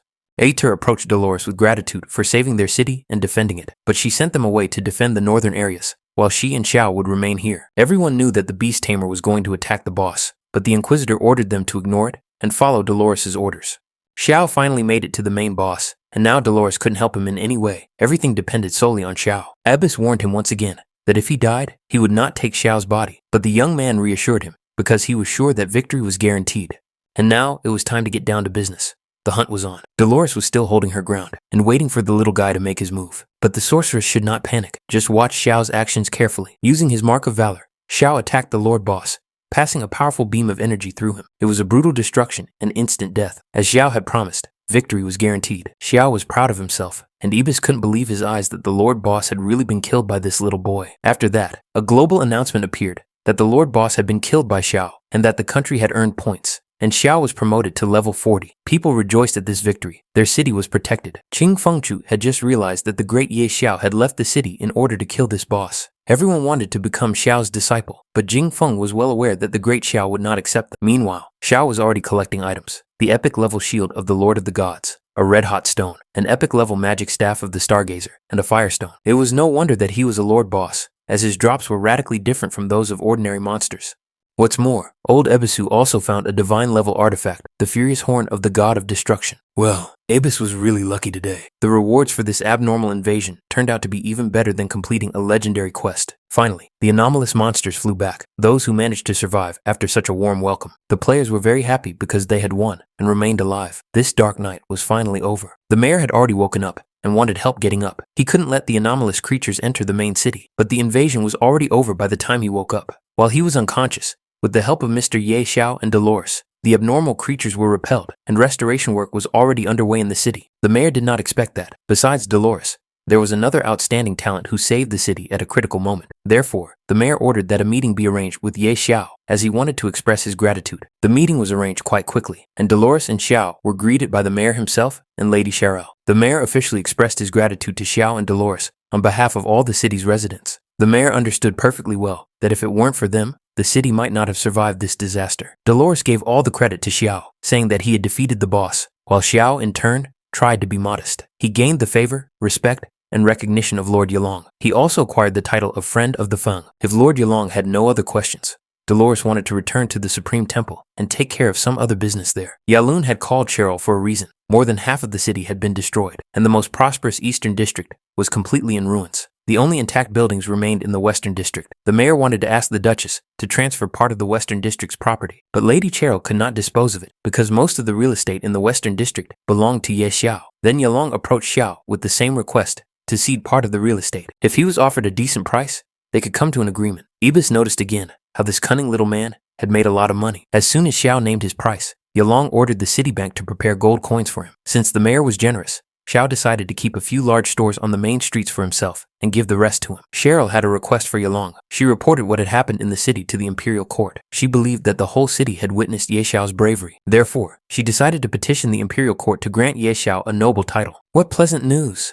Xiao was lucky again and again. Receiving a noble title was quite a privilege. Yalun had no objection and supported the idea, but he was puzzled because he did not expect the Duchess to be so interested in the young man, which led him to believe that there was something between them. Xiao expressed his deepest gratitude. He didn't even know how else to thank them for such gifts, but first and foremost, they were grateful to him for saving the city. Let's take a look at the real world, where there were problems inextricably linked to the Apocalypse game. Qin Yaran was very upset. Ji-hyun was either teasing her or something. She was worried that he would die, but alas, Qin Yaran spent all her savings on his equipment, and he couldn't even handle one abnormal monster, which upset the girl. Then she remembered that she could have gone to Ye Xiao and began to realize how wrong she'd been about Jihyun, and it was his fault that he had taken her away. Otherwise, she and Ye Xiao would not have ended up like this. Qin Yuran only now realized that Xiao was the best person in her life and that he loved her deeply. She hoped that if she sincerely apologized to him, they could get everything back. Qin Yuran was ready to give him everything he wanted. She just had to bow her head, and he would surely forgive her. So now, in the middle of the night, she went to him. Many players decided to move to Faney City because the other areas were too dangerous, and only the great Xiao could protect them. People were buying buildings in the western part of the city in huge numbers, just as Xiao had predicted, but he hadn't expected there to be so many people. Xiao went to the master again to forge and enchant several pieces of equipment. The master would have gladly helped him, but now his shop was destroyed, and he could not continue his work. In that case, Xiao was willing to provide him with a forge and identification equipment. Xiao led the master to a solid building and was ready to provide this place for work entirely under his responsibility. It was a top-level forge. The master did not even expect that there was such a magnificent forge and identification equipment in the western district. Xiao suggested that the master become the owner of the shop. As for income, he could use the same model as before. This building belonged to Xiao. It had been empty for a long time, but now its time had come. The master was immensely grateful to him, but Xiao wanted them to get down to business first. He needed to identify this equipment, a divine-level artifact. The master, of course, was not sure that even with the most advanced equipment, he would be able to identify such an artifact, but Xiao trusted him completely, and the master was ready to do everything in his power. After some time, as expected, nothing worked. Even the identification skill didn't work. Until now, no one had been able to identify divine artifacts, but the master could help with epic items, which he had no problem with. Someone wanted to see the city governor, but he was busy and couldn't receive anyone. But when Ye Xiao approached, despite Mr. Yalu's busy schedule, he was kindly allowed to enter. Xiao understood that the city lord was busy, so he got straight to the point. Xiao wanted to find a lost race. Rumor had it that it had disappeared hundreds of years ago, and it was like looking for a needle in a haystack. Xiao understood this, but he wanted to try anyway. He wanted to ask Yalong to announce that Xiao was offering 5 million gold coins and 3 items of dark gold equipment for any information about the lost race. Xiao offered a very generous reward, and Yalong assumed that it was very important to Xiao, so he agreed to announce it immediately. Meanwhile, news about Ye Xiao continued to spread throughout the city, that he had once again passed the Abyss trial and obtained new items. Would his leveling speed slow down after reaching level 40? Meanwhile, Ye Xiao himself was in the Abyss trial at level 40, fighting a monster. It was an Abyss god, one of the most terrifying monsters for players below the level cap. But Xiao was easily handling this monster for now. He put up his defenses without any effort, and Green Kid helped him with attacks from above. You could say it was a full-fledged team effort. Xiao was lucky to have a shield made of coins. Otherwise, he would have died long ago. But it was more likely thanks to the blessing of the dragon god. After all, the Green Kid's stats were growing at a crazy rate. And once again, our hero found another fragment, the 4th one. How many did he need to collect to make a complete item? At the end of the battle, he received a message from Mr. Yalu. Xiao had to go to his house, as there was news about the matter he had asked to find out about. Many players were interested in this task, because there was essentially no particular risk involved, but the reward was very generous, so people tried to outdo each other in order to pass on the new information as quickly as possible. Xiao arrived in the main city as quickly as he could, where Yalong and a warrior who had the information were waiting for him. In private, he told Xiao that a group of unusual short people had appeared in the dense forest outside the city. Perhaps this was the race Xiao was looking for. The guy couldn't believe it. Was the race of gnomes really close to the main city? The warrior said that during the invasion of the anomalous creatures, he had accidentally taken refuge in the dense forest and discovered these gnomes. If it weren't for Mr. Xiao, he probably wouldn't have returned alive. But Xiao didn't want to waste time on pleasantries, and wanted the warrior to take him to that place as soon as possible. The warrior suggested that he could take a squad of soldiers with him, but Xiao could handle it himself, and refused. In the dense forest, there really was an unusual race of people. They differed from ordinary people in their large build and shorter stature. Some players wanted to capture a live gnome, and thus receive a reward from the great Ye Xiao. But suddenly, they were spotted, and a hammer flew at them, dealing 80 points of damage, which even made them laugh, because they easily withstood it. But soon the hammer activated, and the damage increased by 3 digits. They were no longer laughing, because they were dead. Other players also watched everything happening from their temporary shelters, and did not even know how to proceed, because these gnomes were completely abnormal. In fact, they saw how treacherous humans were, and they were disgusted just by the sight of them. But Durin told Thor that they shouldn't have passed through human territory. Durin really didn't want them to be looked at like monkeys in a zoo. If it weren't for his concern for their tribe, he would have smashed all these people long ago. So they decided to leave as soon as possible. The warrior had almost brought our hero to his destination. Right ahead of them was the lost race. The players on the spot noticed Ye Xiao's arrival and expected the show to begin any moment now. After all, everyone had seen how monstrous the damage the gnomes had inflicted was. The gnomes were already deep in the dense forest, and Xiao wanted to approach them directly to see what they were capable of. The warrior warned Xiao to be careful, because these gnomes had a very quick temper and could inflict tremendous damage.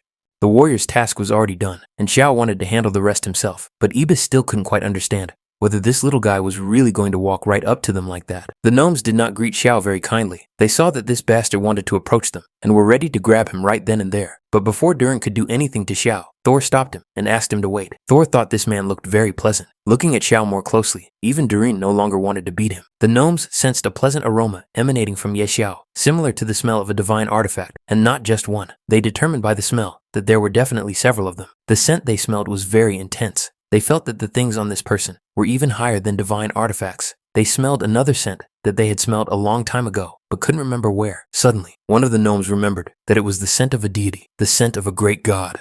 But upon closer inspection, they noticed that Xiao was very weak, only at the 40th level, but his spiritual power was simply incredible. Thor understood that Xiao had truly received the blessing of a god. The players watched everything from the sidelines, and saw that the gnomes and Xiao were communicating quite calmly, and weren't even fighting as they had expected. It was illogical to them, because the gnomes were beating up the other players, but the great Xiao was communicating with them, as if they were old friends. But what logic could there be when they were in the presence of a god? It turned out that double standards could only exist in the real world. Who would have thought that the king of the gnomes, with his honest gaze, would turn out to be such a traitor, and the boss always did things that ordinary people could not even dream of. Xiao didn't come here for no reason. He wanted to ask these two for help. The gnomes thought he needed to forge an artifact, but Xiao was interested in the Lost Temple. He had no evil intentions. He needed the Lost Temple to complete his job change quest. To do this, he needed the help of a deity, and the only way to contact him was through the Lost Temple. The Lost Temple was too important a matter. The gnomes couldn't just reveal its location to an outsider. Xiao had to prove that he was trustworthy. That being the case, Xiao had another task. He wanted the gnomes to help him identify the divine artifact. He hoped that at least they would be able to handle it better than that master. Gnomes were the best at blacksmithing, and the blacksmiths Xiao mentioned were just trash. Tor just glanced at the artifact and could already see that this item was not forged at all. This item had no traces of forging. Its original quality was so high that it naturally turned into an artifact after coming into contact with a certain element. In other words, it was indeed the horn of the god of destruction, which had been cut off or fallen off naturally. The gnomes were interested in how Xiao had obtained the horn. The young man then recounted that a few days ago, he had killed the boss of an anomalous invasion. They thought that Xiao had visited the territory of the gods, but Xiao did not want to elaborate on the subject. He was more interested in whether they could identify the item or not. It was possible, but they warned that the price would be very high. The gnomes didn't even know if Xiao could pay, and Ibis had a feeling that this kid was about to get ripped off. Thor held up 5 fingers, and Xiao thought he meant 5 coins, but Thor clarified that it was 500 gold coins. Xiao was extremely surprised, and even asked if he had heard correctly. The gnomes thought that was too much, and decided to lower the price to 300. After all, with that money, they could buy 50 bags of rice. And so, the final price was 300 coins. If Xiao wasn't satisfied, he would have to find another way. But Xiao offered something better. If the identification of the artifact was successful, he would pay Toru and Durin 1 million gold coins each. As an advance payment, Xiao gave them 1,000 gold coins each, and later decided to send them food as well. The gnomes could not wait any longer. They demanded that our hero bring his artifact immediately. They were ready to identify it right away. An hour later, they had done their job, and the artifact had been identified. Under the influence of a special power, the horn became even more ferocious after the gnomes' excellent workmanship, revealing its final form. The gnomes' supreme craftsmanship truly deserved its fame. Xiao kept his word and warned the gnomes to get ready and go with him to the main city for payment. None of the gnomes had ever been to the main city of humans. There, Xiao was going to throw them a feast with lots of food. Xiao also had many artifacts for the gnomes to forge. They could never have dreamed that one day they would be able to feast in the main city of humans. The gnomes were excited about this event and hurried to pack their things. The attention of the local residents of the main city was focused on the new guests. The players were extremely surprised that Xiao not only did not fight with these gnomes, but also brought them with him as honored guests. They didn't understand anything anymore, but since this had happened, they hoped that maybe someday they would be lucky enough to get cool equipment thanks to their boss. The gnomes saw a table laden with food for the first time in their lives, and they had never eaten anything tastier. They could enjoy the feast, because all the expenses today were covered by Mr. Ye Xiao. Xiao approached again with the same question, hoping that Thor would now tell him about the lost temple, and he was indeed ready to share the information. This temple detector had been passed down to the gnomes from their ancestors. If you approached the Temple of Fire, it would emit a signal. With its help, you could find the Temple of Fire. However, Thor still advised Xiao to abandon this idea, because an incredibly terrifying creature lived there. Long ago, the ancestors of the gnomes, led by the god of fire, fled from the Temple of Fire. A terrible creature appeared there, and to imprison it, the god of fire created a fiery wasteland inaccessible to ordinary mortals. Therefore, the ancestors bequeathed to the gnomes throughout all generations to avoid the Temple of Fire. Xiao understood all the risks, but the Temple of Fire was closely connected with his career change, and he needed to get there. Thor admired Xiao's temple, and if he was determined to go there, he gave him 2 items, a temple detector and a royal crystal of the fire spirit. When he approached the temple, the first item would react, and Thor gave him the second as a token of gratitude for the hospitality. As expected from gnomes, these crystals had excellent characteristics. They were truly high-quality items. Xiao inquired if he had any other items he would be willing to purchase for gold, but unfortunately, there was only one. There were also ordinary fire spirit crystals, but their effect was slightly weaker, and Thor could give Xiao a few of them. Xiao was grateful, but it wasn't enough. Although the crystal was a wonderful item, created by gnomes over hundreds of years, with the hope of returning to the Temple of Fire. In that case, Xiao decided that he would come up with something himself, and the gnomes could continue to enjoy the treats. For the sake of changing professions, our hero was ready to take a risk, but in such a matter, he certainly could not do without one person. That person was the fashionista, who was already trying on a new outfit. She was thinking that soon, the 2 old men from the temple would no longer be her equals, but her thoughts were interrupted by a guard, who came with urgent news and was out of breath from running. Dolores remembered that when Xiao appeared, nothing good awaited her. So, what did this guy want from her this time? Was it a dragon? Or another abnormal boss invasion? Xiao wondered if he was like someone who spent all day fighting these battles.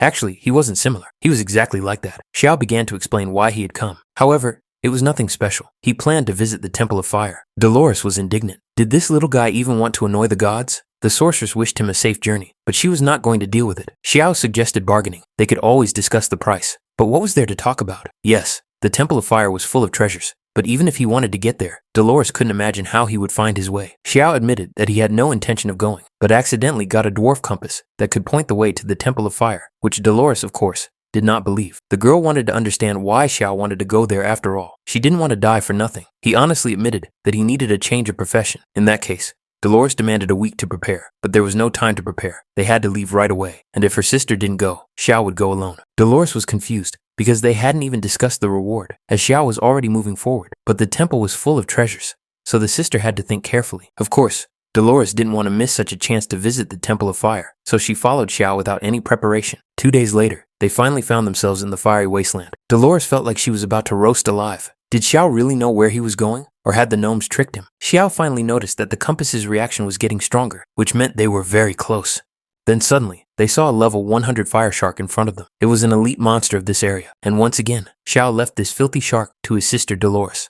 After this trip, she would never want to eat fried shark again in her life. She may have frozen one shark, but immediately another dozen appeared. The sorceress was a little confused, because she couldn't even understand where these creatures had come from, and the compass's reaction was getting stronger and stronger. But Dolores thought something was wrong here. Among all these sharks, they discovered an unusual portal that had not been there before. Apparently, it was the main gate of the Temple of Fire. There were no other assumptions. But now there were other problems. The sharks were getting closer, and they were aggressive. Dolores was barely managing to deal with a few of them, but she couldn't take them all on. So Xiao decided to use the coin shield to break through, and asked his sister to buff him with acceleration and cover him while he broke through. Dolores, of course, did not refuse, but reminded the guy not to forget about the reward for her sister. Xiao remembered this, of course. He always paid generously, which the sorceress could be sure of. Even with the fire spirit crystal, he was taking heavy damage, so he tried to run as fast as he could. No one could stop him, not even the gods. He was about to jump into the portal. Upon exiting the portal, he discovered some kind of abandoned temple. In front of him stood a huge statue, either a monster or a guardian, demanding that the intruder state the reason for his visit. Xiao decided to give another reason, which was hidden in the exploration of the temple ruins. But the guardian knew that Xiao needed his blessing to activate his potential. So what was he waiting for? He needed to kneel before him. The second career change required a blessing. Xiao had to offer his most sincere praise and wishes to the guard to submit to him. Then, he would give his blessing and protection. Abus felt that something was wrong with this statue, and Xiao himself did not like that the statue wanted to force the young master to kneel. For this bold young man, kneeling before Hephaestus, the great god of fire and blacksmithing, should have been the highest honor. Xiao had to immediately show his sincerity to Hephaestus and kneel before him. A living person could not allow himself to be intimidated by some broken statue. Xiao didn't care that it was a statue of some god. He also had a divine artifact, and he was not going to kneel. Suddenly, the little green creature jumped out on its own and decided to defend its master. Xiao was very upset that the green baby had gone on the attack and asked him to come back, but he didn't listen and had already attacked. The green baby managed to inflict about 100,000 points of damage on the statue. Then Xiao thought, could hatred for the gods be so deeply rooted in the blood of dragons? How dare this insignificant human go against his will? Hephaestus claimed that Xiao had made a huge mistake. The demon imprisoned in the dungeon could now break free, and Xiao would now pay dearly for his audacity. Xiao was under attack from an immeasurable force. He had to leave this place immediately. Apparently, the destruction of the statue had indeed aroused the wrath of the god. And then the real nightmare began. The ruined temple began to collapse even further. Xiao couldn't believe that it was really the god of fire. He had no chance in a battle with the god. Was he really going to die here? He heard the words echoing, "Hephaestus, be damned." They spread throughout the hall. Then the floor beneath our hero simply collapsed, and he began to fall into the void. An earthquake began in the temple. Xiao flew down at tremendous speed and felt no ground beneath him. And when he landed, it was not the softest landing. He found himself in some kind of hall again. Everything around him was burning, and Xiao tried to recover a little. But amid the heat, he saw an immortal divine phoenix that was bound in chains. All information about it was unknown. But could this be the terrible creature Thor had spoken of? A demon subdued by the god of fire? The phoenix asked him if this was the man who had broken the statue of Hephaestus. Xiao admitted that it was. Judging by the tone of the god of fire earlier, one might think that there was irreconcilable enmity between them. The phoenix thought it was well done, but advised Xiao to leave as soon as possible. Otherwise, when Hephaestus appeared, he would be in trouble. Now that the statue had been destroyed, Xiao had awakened. Very soon, the phoenix would break its chains, and Hephaestus would surely appear before that moment. Xiao did not understand. If the phoenix could break its chains, why was it locked up in the first place? The reason was the meanness and conspiracy of the vile false god Hephaestus. He took advantage of the phoenix's weakness after the birth of its offspring and treacherously attacked it. Xiao was very interested when he learned that there was offspring here. He thought he could save it if he knew where it was. The phoenix understood what this was all about, but the bird warned the man, the beast charmer, not to dream in vain, for its lineage was so noble that an ordinary man could not control it. Only Xiao didn't stand there and talk so much, simply because he wanted to entertain the bird and decided to demonstrate what the green baby was capable of. The phoenix was very surprised when he saw how an insignificant man controlled a dragon of divine level. In his opinion, it was impossible. And how could the dragon god, the dragon of justice, make such a choice and bestow the blessing of the dragon god upon a human being? Xiao no longer wanted to talk idly and demanded that the bird tell him where his offspring was. The phoenix realized that this was probably the will of fate. He sent a feather for Xiao to follow. This feather was supposed to lead to his offspring, which was located right in the Sea of Fire. Xiao could already see another mythical beast waving its paw at him, but Abyss thought that this guy was rejoicing too soon because he would have to step into the Sea of Fire, and everywhere there was high temperature magma into which he had to step. But for the sake of his mythical pet, Xiao was ready to jump even into the Sea of Fire. Nothing could stop him. Fortunately, the royal crystal of the fire spirit gave him 95% resistance to fire. Otherwise, he would have turned into a roasted piglet. Xiao tried to hurry because he felt that he was about to be completely roasted, but he would reach his goal very soon. And he was right. He really did find the phoenix egg, which the feather had led him to. Xiao was excited because in such a short period of time, he had managed to find another mythical beast. He hadn't expected that at all. Xiao asked if the green baby knew how to hatch eggs, but in response, he heard that the baby could only make scrambled eggs. When he was about to take the egg away, an authoritative voice asked who was there. Our hero's defense was completely destroyed with a single blow. In his confusion, he couldn't even hold on to the egg. A huge hand emerged from the magma, about to strike our hero. Abyss tried to talk some sense into the boy so that he would run away as quickly as possible. The old man did not understand why he always went to steal eggs in such dangerous places. Fortunately, luck was on their side, and Xiao managed to successfully retrieve the egg again. Even the phoenix was surprised that he had made it. How could this ordinary mortal of the 40th level get through such terrible lava? Although the bird lived in this heat, it understood perfectly well how dangerous it was for humans. But stealing an egg was no big deal. Xiao was already a pro at this, as it wasn't the first time he had done something like this. Suddenly, Hephaestus awoke, for this pathetic mortal had destroyed the statue and even dared to touch the egg. His sin was unforgivable. Hephaestus was going to tear him to pieces with his own hands. The phoenix asked this man to leave as soon as possible because Hephaestus was about to arrive, and then Xiao would not be able to escape. Xiao had to take the phoenix's child and go as far away as possible. When the child grew up, it would destroy all these scoundrels.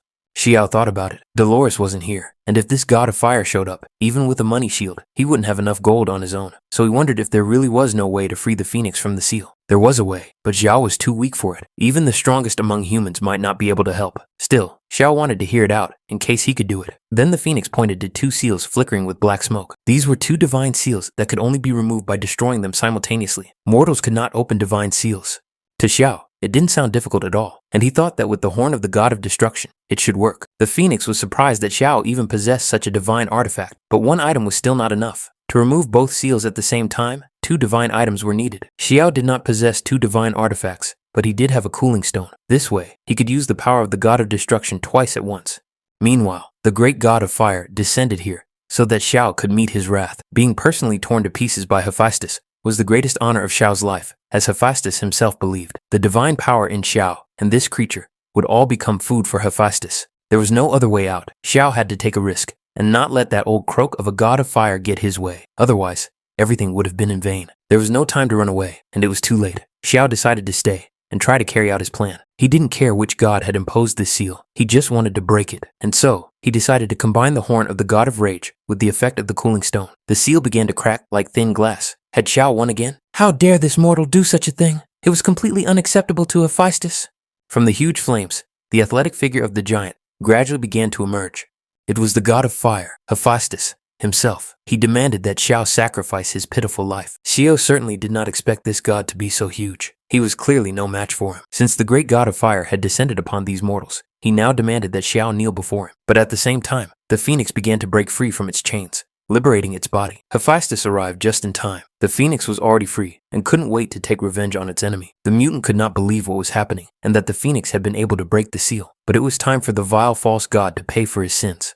Only the dirty blood of Hephaestus could wash away the phoenix's humiliation. During the years plunged into darkness, the phoenix managed to preserve its strength, and when it was freed, it did not miss the opportunity to repay its enemy in kind.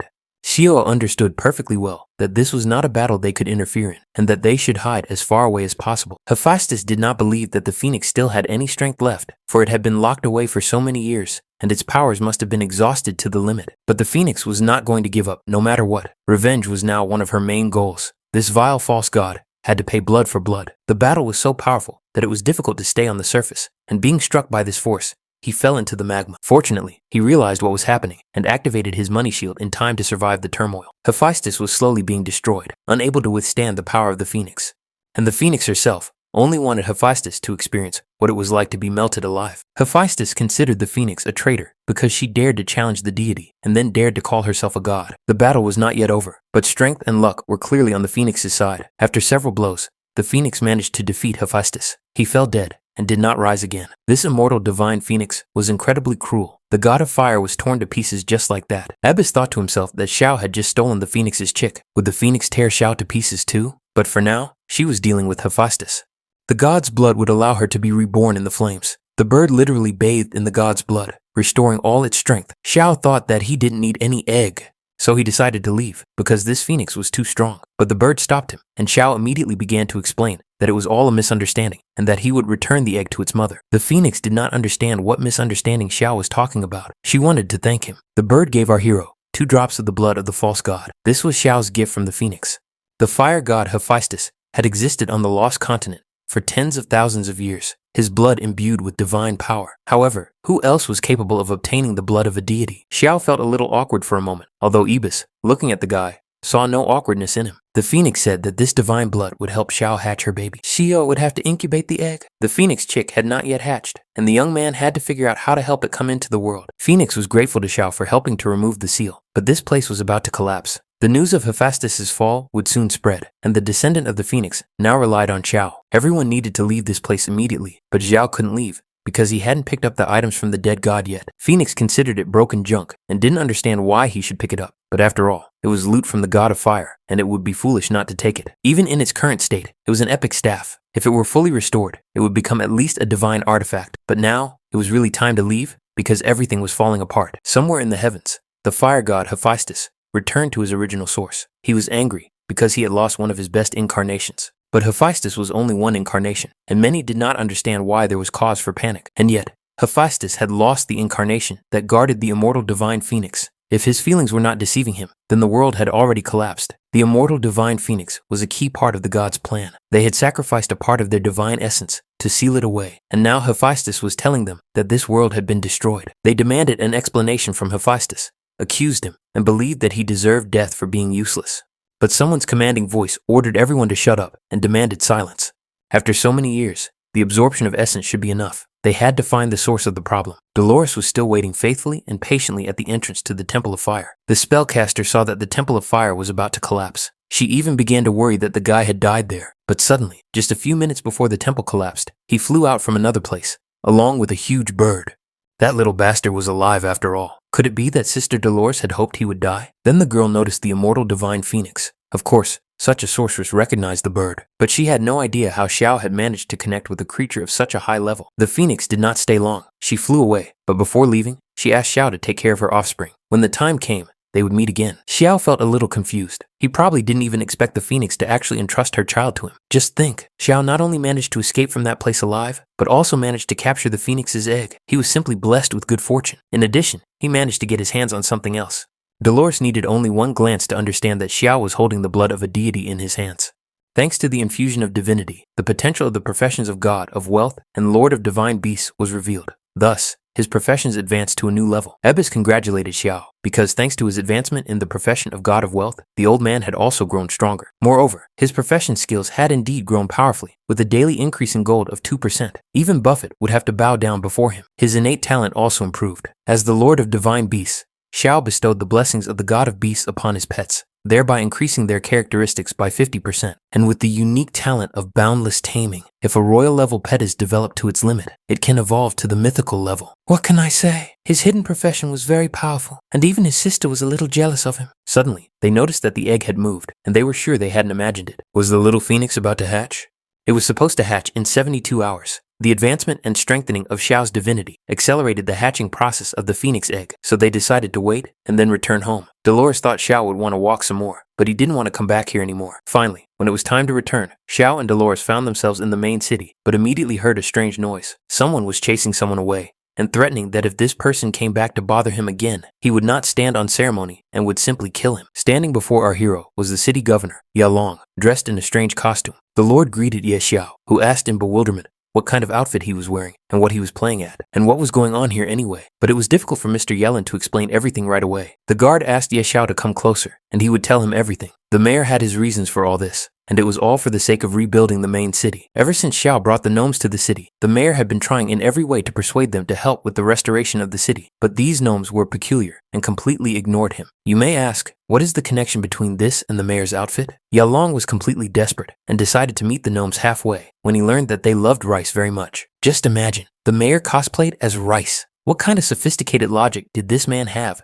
to come up with such an idea? Xiao asked the warrior to return and tell the mayor to change back quickly while he would deal with the gnomes himself. The warrior had no doubt that if Xiao took care of it, it would be resolved. But okay, the mayor, why were these gnomes so stubborn? Thor, out of habit, began to curse again, thinking that it was that madman again. He promised that he would not even look at the fact that Yalong was Ye Xiao's friend and would beat him up. But when Thor saw Xiao in the room, he immediately relaxed. He clearly did not expect to see him so soon. Xiao briefly explained that he had managed to find the Temple of Fire and even managed to enter it. Thor was already hoping that Xiao would be able to take them back there, but he had to disappoint them. The temple had already been destroyed, and he had only managed to capture the staff of the God of Fire himself. Xiao held the staff of the God of Fire in his hands, which meant that he was the messenger of the God of Fire. The gnomes couldn't resist asking Xiao to show them the way and lead their people. Xiao, of course, did not miss this opportunity and ordered them to follow his instructions, namely, to stay in the main city and help rebuild it. None of the gnomes dared to object. They obeyed the messenger's instructions, and Thor was about to inform the rest of the gnomes.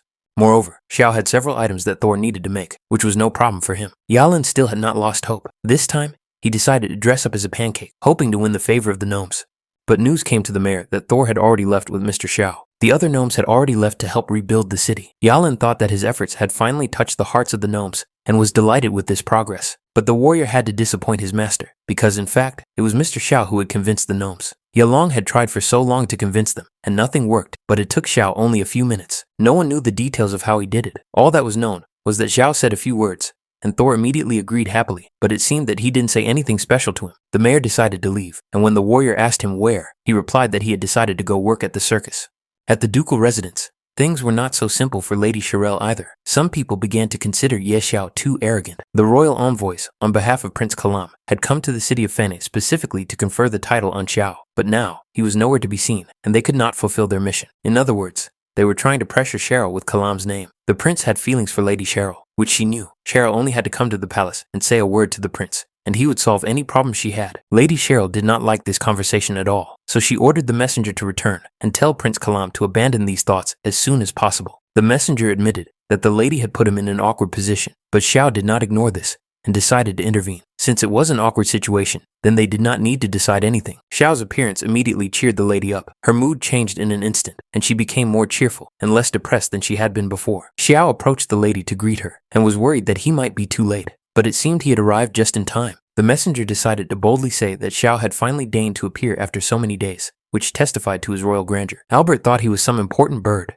but in reality he was a pathetic coward hiding his face. He wasn't even half as worthy as His Highness Prince Kalami. Shirel stood up for Xiao, but Xiao didn't hold back. Today, he was unexpectedly in a good mood, and suddenly wanted to kill someone for fun. For Albert, these were strong words. Did Xiao understand that this time, for this conversation, he could be killed and not even given a grave? Albert didn't have time to finish speaking before Xiao swung with all his might and punched him in the face. Then, without a shred of remorse, he apologized to the messenger, thinking he might have gone a little too far. Or did anyone have any objections?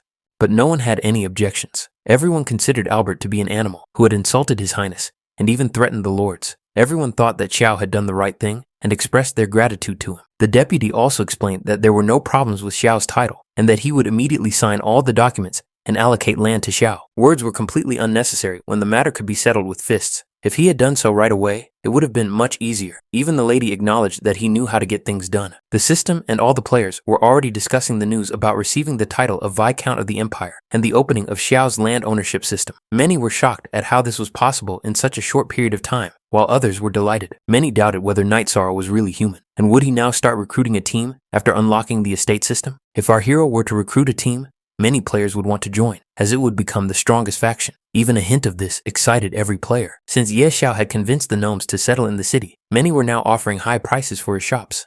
Of course, he didn't mind meeting with buyers, who were offering him millions of gold coins for his shop. Each of the buyers wanted Xiao to pay attention to them. They offered fabulous sums of money for a single deal. Xiao was ready to sell several stores to these gentlemen at once. However, there were some conditions, and the buyers would have to pay extra. No matter how much they had to pay extra, everyone was still willing to make the deal. They offered a deposit right away, and Xiao just had to accept it and do nothing else. Xiao remained silent for the time being, while a crowd stood in front of him and handed him money. People were willing to sell their estates just to buy Xiao's store. What else could be a real pleasure if not this? The system even activated the money flow skill effect. The number of coins received increased several times over. After logging out of the game, Xiao continued to read the forum, which was full of news about him. Most of the discussion was about the latest news with the gnomes and the likely future of the city of Fane. However, it was not surprising that the news about the gnomes settling in the city spread quickly, but the guy did not understand why foreigners had appeared. Players warned each other to be careful, because many foreigners had been spotted today, including several suspicious characters. Even the authorities got involved, after which conflicts began. After reading all the news, Xiao couldn't help but think that these foreigners had surely come for him. But these people did not yet know that something grand was going to happen tonight. Many players were suddenly kicked out of the game. They remembered how they had just been fighting monsters, but now they were back in the real world. Only now did they feel a certain power in their bodies. Xiao knew that the time had come for the game to merge with reality. Just then, a notification from the system appeared, and Xiao had to choose a skill to bring into the new world. Of course, he extracted the money shield. As expected, players above level 10 could extract their skills. The game characteristics had also been transferred to reality. Now, it was time for Xiao to settle some scores with certain people. Despite the fact that it was night outside, Xiao decided not to wait for a specific time and immediately rushed into the darkness of the night. For him, this was the moment when the slaughter officially began. People were just beginning to realize that the Apocalypse game had indeed moved into the real world, and now these anomalous creatures would also come after them. Some were happy, as they had long been tired of living. Now they could choose a skill and take revenge on their enemies in real life thanks to these skills. People realized that thanks to these skills, they could now work several times faster in delivery. Now they could smoke without a lighter, and some of them could not be seen at all, which allowed them to move around unnoticed. Meanwhile, our hero had already arrived at the corporation's villa. When he entered the grounds, he noticed that someone was following him in the bushes. These guys thought that Xiao had fallen for their trap, and that today they would get rich. But how wrong they were, not realizing that they were the ones who had fallen for the trap. They demanded that Xiao give them everything of value he had on him, or else they would break his pathetic legs. These guys didn't even hesitate to say that they were level 11 pros in the Apocalypse, and if Xiao resisted, it would be worse for him. Xiao thought about how many idiots there were in this world, and all he could do was smile. They thought that our hero was tired of living, but they didn't understand that their actions showed that they were the ones who were tired of living. These scumbags even dared to get angry, and continued to threaten to tear Xiao to pieces.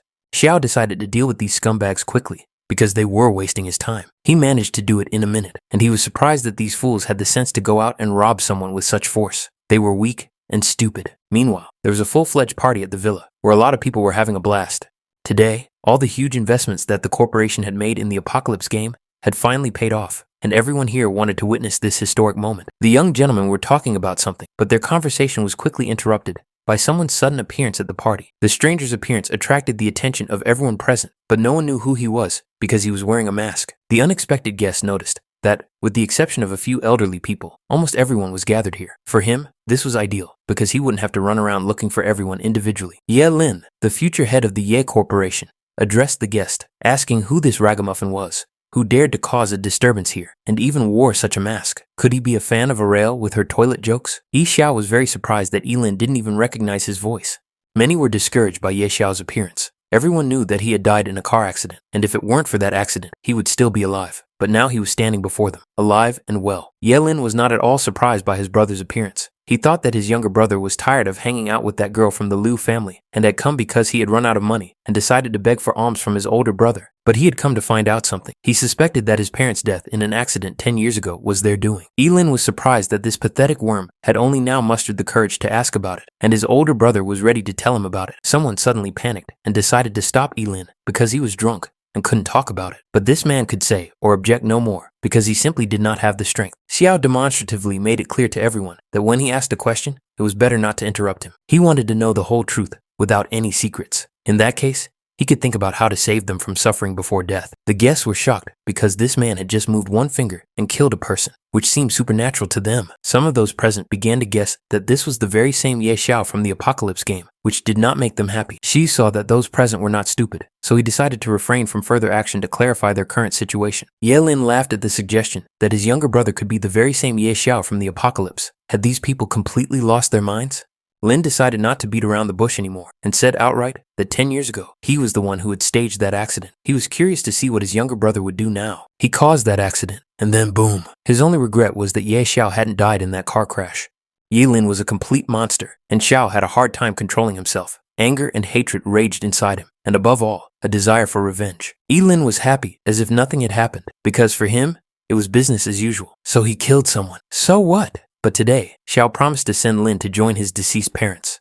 Ye Lin decided to set up a quest right there. Whoever killed Ye Xiao would receive equipment made of dark gold. He expected everyone to rush to kill his younger brother, but the guests were too scared to even move, let alone breathe. But no one had the courage to kill him. After all, the guests were not as drunk as the host of this party. Xiao demonstratively took Lin's finger and broke it with one hand. Then he promised that this scoundrel would not die so quickly. Xiao would break every bone in his body, one by one, without haste. And of course, he started with the fingers. First the index finger, then the middle finger, and so on, breaking each finger in turn. Xiao did not hold back in his actions. After finishing with the fingers, he moved on to another part of the body. Then he broke his entire arm, not even giving his older brother a chance to defend himself. Lin was already lying there with broken fingers and arm, but he still couldn't believe that Xiao would kill him. Perhaps he thought so because he was still drunk, but simply killing Xiao was not enough. Our hero wanted this scum to go downstairs and personally apologize to his parents. Xiao put on a terrible show, showing no mercy to his older brother, just as his brother had once shown no mercy to his parents and him. But the guests still hadn't run away. They watched it all, even though they were very scared. Was this really the end of the future of the Ye family corporation? Many guests were pleased that Xiao had killed this scoundrel. Lin was worse than a dog. They remembered that Uncle Yi had been such a good man, and this bastard had ruined him. Many suddenly became indignant and began to express their outrage that they had disliked Lin for a long time, and if they had known about what had happened earlier, they would have been the first to kill him and avenge their uncle and aunt. But none of this worked on Xiao. He saw how these people were putting on a show and made it clear to everyone that none of them would leave here alive. No one would leave here alive. Xiao knew perfectly well that everyone understood everything and what hypocrites they were. He had no qualms about killing everyone present. They considered themselves completely innocent and didn't understand why Xiao wanted to kill them. Because Ye Lin, the culprit, was already dead. So what else did he want? And so, the most bloody party began in the mansion, one that no one who came to it could have even imagined. This revenge, which had lasted 10 years and spanned 2 lifetimes, was finally accomplished today. The evidence and reminder of it remained on Xiao's clothes. The entire main hall was stained with blood, just as Xiao had promised, and no one left the party alive, except him. After the apocalypse became a reality, many couldn't help but rejoice in their newfound power. With their current abilities, each member of this gang could easily take on an entire armed squad on their own, but they didn't rush to rejoice because they remembered Ye Xiao, who was at level 40, but some were too reckless. What was there to fear? There were 5 of them, and he was alone. They thought they could beat him so badly that he would lie at their feet and beg for mercy. Suddenly, a huge hole appeared in their room, and the wall shattered into small pieces of stone. It was Xiao. With his appearance, he made it clear that there was no need to wait for him because he was already there. Of course, the gang recognized him immediately, but they couldn't understand how Xiao had managed to find this place. Xiao, in turn, was also surprised that there were only a few people in front of him and that they had decided to stab him in the back. If these people had any questions, they could ask Yanluo Wang in hell. But they didn't even need to die to experience their own personal hell, because after Xiao's arrival, they already felt it on their own skin. After leaving the mansion, the building burst into flames, consuming everything inside. Xiao was in no hurry to leave this place. He stood and watched like an outside observer. Within a short time, the police arrived. The people on the streets went crazy. They didn't care about the authorities, because now they were supposedly superhumans and could show what they were capable of. Suddenly, our hero was surrounded by an army, and he didn't even understand who they were. Governor General Li Huan of Jianshan greeted Xiao. He came with a request and wanted to talk in private. Xiao was ready to listen to the man and asked him to say directly what he wanted. Li Han reminded him of the current situation in the city, which was completely immersed in chaos. Therefore, the Governor General hoped that Xiao would help restore order and wanted to know what Xiao thought about it. It wasn't that our hero was against it, but he also had his own conditions on the matter. A new discussion appeared on the Apocalypse game forum about how Night Sorrow had finally appeared and was even confirmed by his official account. Qin Yaran was extremely surprised when she learned that Night Sorrow was indeed Ye Xiao. She continued to blame Jihan for everything, because if he hadn't constantly turned her against Yao, she would have treated him well. Ye Xiao was a grown man, Yaran thought. So what if she was a little inattentive to him? Was that a reason to be so petty and disappear? Qin Yaran was determined to find him no matter what, and hoped that he would come back to her. Many players were happy that Ye Xiao had appeared and brought order to their city. If it weren't for him, this city would still be in complete chaos.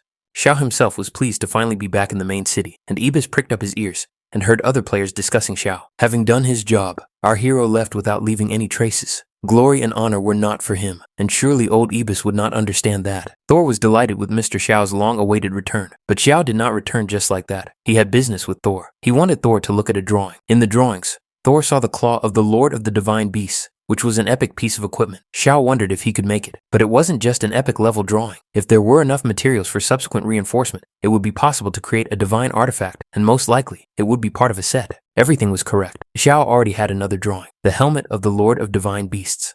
But the question was, if he forged them together, how long would it take? Thor thought about it and said that if he worked together with Durin, it would take them about 3 days. They decided that Xiao would return in 3 days, and Thor guaranteed that he would be satisfied with the result. Xiao decided to visit a modest shop selling goods for tamed beasts. The owner thought that Xiao's tamed beast was an ibis toad and noted that it looked unusual. At first glance, it was clear that the beast was heroic and spiritually filled. That was enough to hear profanity from Ibis.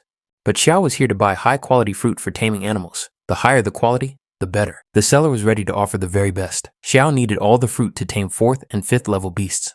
So our hero asked for everything the store had. The seller was surprised by such a request, but immediately began to fulfill it. He didn't often meet such customers in the store. Xiao really bought everything that was available to him, mostly pears, but he didn't know if it was enough to hatch a phoenix.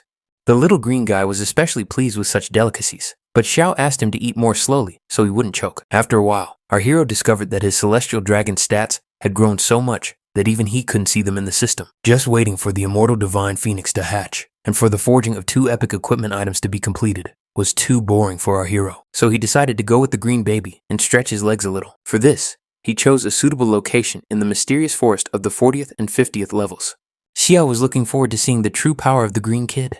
Upon entering the location, however, as with any other, monsters immediately rushed at them. The green kid was already prepared to attack. He didn't even need to climb up to make his attack more effective. It was strong enough on his 4 paws. The level 50 monsters died after 1 hit, even though they were several times larger than the green baby itself. That's the power of a celestial dragon. So he raised his level to 41, but after reaching level 40, the experience required to level up became too much. Nevertheless, despite the difficulties, it was impossible to stop. Xiao wanted to go deeper into the forest and lure even more monsters, and then kill them all at once. Ye Xiao still held first place in the Apocalypse rankings.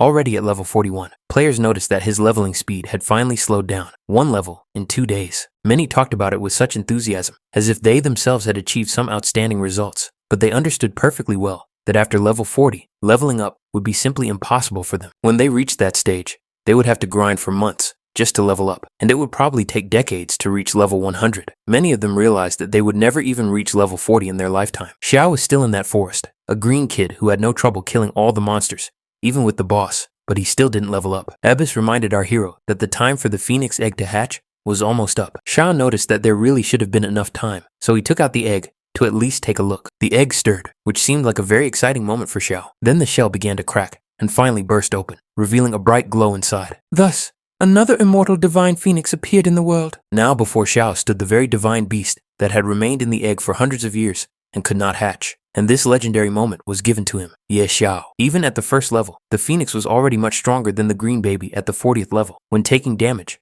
the Phoenix forcibly fixed it, and at the same time, ignored any damage and all instant death effects, and upon completion, it entered a state of nirvana. This bird had many incredible skills: flames that burned the heavens, a comet that brought down the stars, and a soul explosion. Yes, it was a true god of mass attacks. Xiao was very lucky. Now he was thinking about what to name it. In the Temple of Fire, its mother had left the name Luo Huang, but Xiao thought it sounded too heavy, so he decided to call it Xiao Huo. But he discovered that the bird did not like this name at all. Then he suggested several others, such as Xiao Hong or Xiao Hua, but the Phoenix rejected these names, and Xiao had to agree to the name of its mother, Luo Huang. Xiao noted that the Phoenix was quite stubborn, but our hero was also stubborn, and decided that he would call the bird Xiao Lo in everyday life. All this pleasant chatter was interrupted by a strange phenomenon. A dark, thick fog appeared right next to them. Xiao quickly realized that it was poison from poisonous rats. These nasty creatures spat poison and caused long-lasting damage from poisoning. The green kid decided to solve this problem with his fire, but our hero ran away from there as quickly as possible and asked the green kid not to fight and to run away too. There were a lot of poisonous rats, and for the first time in a long time, Xiao was so scared that he tried to escape from there as quickly as possible. But there was nowhere to run because they surrounded him on all sides. He was in danger. Then it was Xiao Lo's turn. Perhaps the bird could show what it was capable of. Only flames burning the heavens could resist the poison. The rats fell like lightning after such damage. They could not withstand the power that the Phoenix held within itself. After the rats died, Xiao increased his experience points. Xiao Lo's attack reminded him of fireworks being set off. Xiao Lo was terrifying because he himself was fire, and no one could resist his power. The Phoenix was powerful by birth. Thus, our hero and the green kid managed to reach level 43, and the players could already see how Xiao had risen 2 levels in one day. For them, it was unrealistically fast, but for Xiao, it didn't even require any effort. And again, Xiao rose to the 44th level, which seemed completely impossible. Well, the players guessed that he probably killed some kind of boss. And yet, what was happening seemed like a dream to them. After all, Xiao had risen another 2 levels to level 46. How could this even be possible? The news was all over the place. Everyone was talking about it. Many players would probably give anything to learn the secret of such a level up. Xiao Lu destroyed all the poisonous rats within his radius, and only rose 5 levels. As expected, pack monsters gave significantly less experience. Xiao Lu did a very good job, but the work didn't stop there. Xiao wanted to go deeper into the forest and try to reach level 50 after all. But they hadn't even taken a step when rats appeared on the path again. The bird had work to do again. It was a great opportunity to level up, and at the same time, Xiao Lu effortlessly destroyed all the rats in his path with fire. Thus, Luo Huang managed to raise his level to 42, and the green baby to 48, just like Xiao. Now the 50th level was within reach. In addition, a system message suddenly appeared. It was a notification that the Beast Lord set had already been created in the main city. In that case, our hero decided to pause his leveling and return to the main city to take a look at his new set. Xiao came to the blacksmith shop with anticipation and couldn't wait to see his long-awaited set. Thor, in turn, proudly presented the work of art that he had created with his own hands for his master. During the forging process, they discovered that this equipment even had a hidden function. When our hero put on the claw of the Lord of Beasts, its appearance could be shown or hidden. The claw contained some of the power of the Lord of Beasts, and it could be strengthened even more. Another piece was also ready, the Beast Lord's helmet. When Xiao put everything on, the set bonus was activated, the Blessing of the Lord of Beasts. It improved final damage and resistance to all attributes, and was activated only when 2 items from the set were broken. Abyss even made a peculiar compliment that Xiao looked terribly ugly in this helmet, although in Thor's opinion, everything looked great. The old man simply did not understand that the most important thing about equipment was its usefulness. Besides, Xiao could easily hide its appearance. Xiao thanked Thor for his excellent work and left because he still had some business to attend to. Meanwhile, other rumors were already spreading in the city, and this time, they weren't about Xiao. Something serious had happened in a certain city called Shuyue. It had been attacked. Xiao knew nothing about this city, so he wanted to find out more about this news first, and suddenly remembered one person. An interesting visitor came to see Mrs. Dolores. Without even trying to find out who it was, the witch refused to see him, pretending she wasn't home. But this visitor was too persistent. He couldn't understand how anyone could ignore guests like that. Xiao was the kind of guest Dolores didn't expect anything good from, but as always, she decided to listen to him. Xiao asked what had happened in the city of Shuyue, so she told him that a gray mist had descended on the city's surroundings, and at the current rate, it could engulf the entire city. Dolores also studied the records. According to the Chronicles of the Supreme Temple, the appearance of this plague was associated with one of the evil gods. This evil god was responsible for the spread of plague and contagion. He was so repulsive that even the temple would not accept him. Xiao inquired about the name of this god, which was Sekhmet. Dolores, in turn, hoped that he was not going to Shuyue, and if so, she warned him not to venture into that swamp. But as they say, fortune lies in danger. Xiao really wanted to visit Shuyue. In that case, Dolores decided to go with him because the Supreme Temple had entrusted her with investigating the matter. Xiao was, of course, much calmer with his sister, but in order not to listen to the guy's flattery for too long, the sorceress decided that they would set off tomorrow morning. After all, she needed to prepare the teleportation to the city, so preparation was important. In the morning, the Forest of Emeralds in Shuyu was intact, but by evening, half of it had been swallowed up by the fierce mist. Which of the bosses could have released such a biological weapon? The players could only guess. But problems also began in other cities. In Silver City, players stumbled upon a glowing idol stone that teleported them back to the city, and in Shadow City, a bunch of monsters gathered at the altar. There were dozens of such cases in different cities. Could it all be the work of an evil god? What was he trying to achieve? The next day, Dolores had already prepared a portal in the High Temple. Fortunately, the portal to Shuyu was accessible. Together with the sorceress, our hero would be able to immediately teleport to the outskirts of the city without any problems. Xiao jokingly remarked that it was much more convenient with Dolores. Whether you wanted to go or not, everything was easy. But there was no time to chat. The portal was too unstable, and Xiao had to hurry. They moved through space quite easily and found themselves in a completely different city, Shuyue. This is what the Shuyue area looked like. A modest bridge, a clean river, and lots of greenery. Minimal signs of civilization, it would seem. What problems could there be in this place? Everything around was clean, nature was fragrant, birds were flying, the sky was bright. But if you looked the other way, the situation changed dramatically, and it became clear what was wrong. A gray haze spoiled the entire landscape. It spread even faster than anyone could have imagined. Xiao decided to go to the city itself, and investigating the gray haze was, of course, the direct responsibility of Sister Dolores. The sorceress wished her beloved scoundrel good luck and told him to take care of himself. She couldn't go any further with him. Our hero finally found himself in the city itself, right in front of the Shuyu fortress. But he was surprised by what he saw, because quite a few people were leaving the city. One man had just bought a house in the city and had not yet settled in when disaster struck. People insisted that it was all because of the miners, because they had been told not to go near Shuyue Lake, but they did not listen and incurred the wrath of the deity. Everyone in the city was already dead. Only one girl remained alive, the one Xiao was now interested in. Who was he to her? A relative? He decided to lie and say that he had been sent by the Supreme Temple to investigate the source of the gray mist, and he had just heard a conversation about it, so he wanted to know more. So he was told something by the girl. Aisha was the daughter of a miner from the Bishwai district. Her entire family had died from the gray mist, and the men felt sorry for the child. Aisha had been isolated by people from the church, and was probably now in the temple in the Bishwi district, where Xiao could find her. But before he left, Xiao was warned to be careful. If he became infected with the gray mist, even the best healers in the city would not be able to help him. Xiao thanked him for the information, but the decision was his to make. Should he risk his life or not? This Aisha was the one he was looking for, and it seemed that now he would have to enter the church. Finding her was not difficult, but who would have thought that there would be guards at the entrance to the church? It was very dangerous inside, and they insisted that the gentlemen leave, otherwise they would be ready to use force.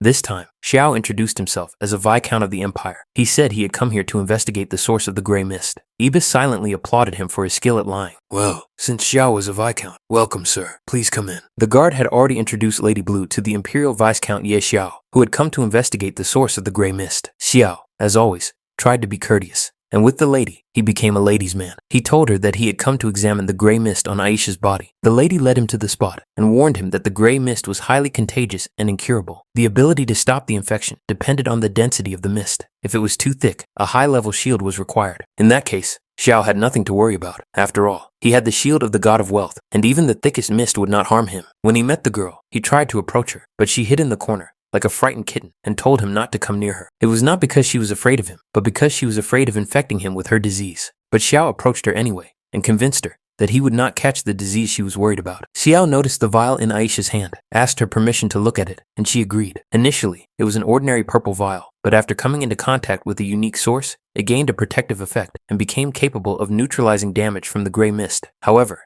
at the same time, the vial was cursed, and only Aisha could touch it. Xiao thought that this item was causing the curse damage. Only Aisha could benefit from its positive effects.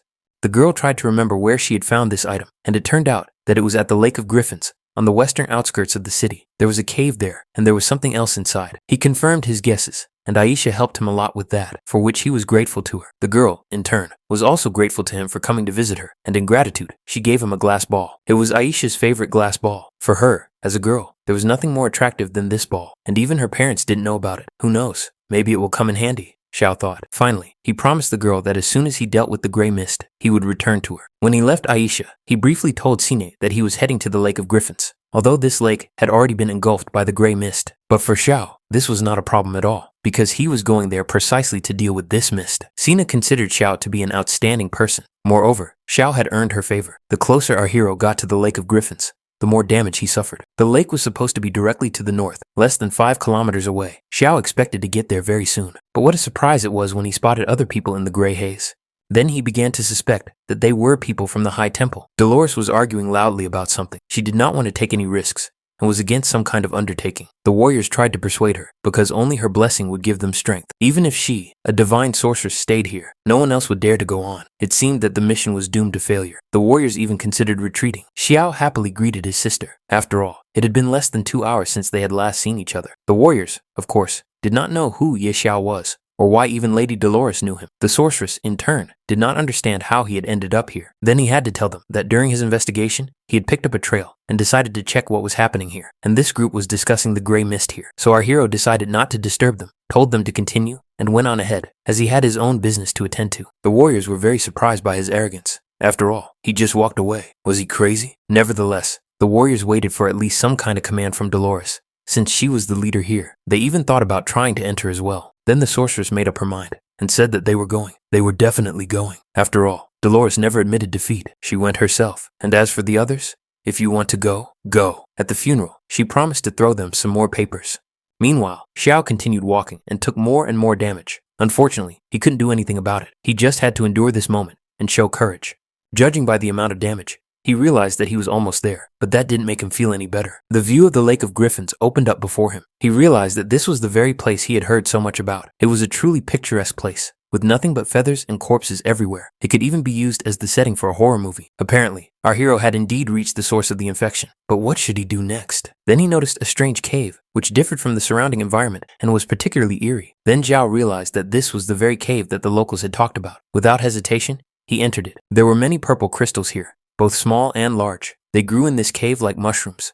But at the other end of the tunnel, he noticed a strange red light. He thought something was wrong, and of course, decided to check it out. When he entered, he found an underground room. The place seemed quite strange to him. It was clearly not the room he expected to find in a cave. Looking around the interior of this room, he saw a statue of a deity. After that, he realized that he had definitely come to the right place. Ebbis couldn't stand it and started coughing because the air here was very dirty. Apparently, this really was the dwelling place of a deity. Our hero's attention was also drawn to the altar standing in this room. There seemed to be nothing unusual about the candles or the stone altar itself. But what was that glowing plate doing there? Xiao picked it up without hesitation. The system showed that it was a turquoise glass disc, a divine artifact, but it needed to be identified. After he picked up the disc, a vibration ran through the room, somewhat reminiscent of a slight earthquake. Then a loud, commanding voice rang out in the room, saying, "Traveler from afar, have you already decided to accept the test of the Holy Spirit?" Xiao did not think that all this would turn out this way, and that one careless action would turn into a whole trial for him. Abbas and Ye Xiao began to be sucked into some kind of hole, unable to resist the force. In just a moment,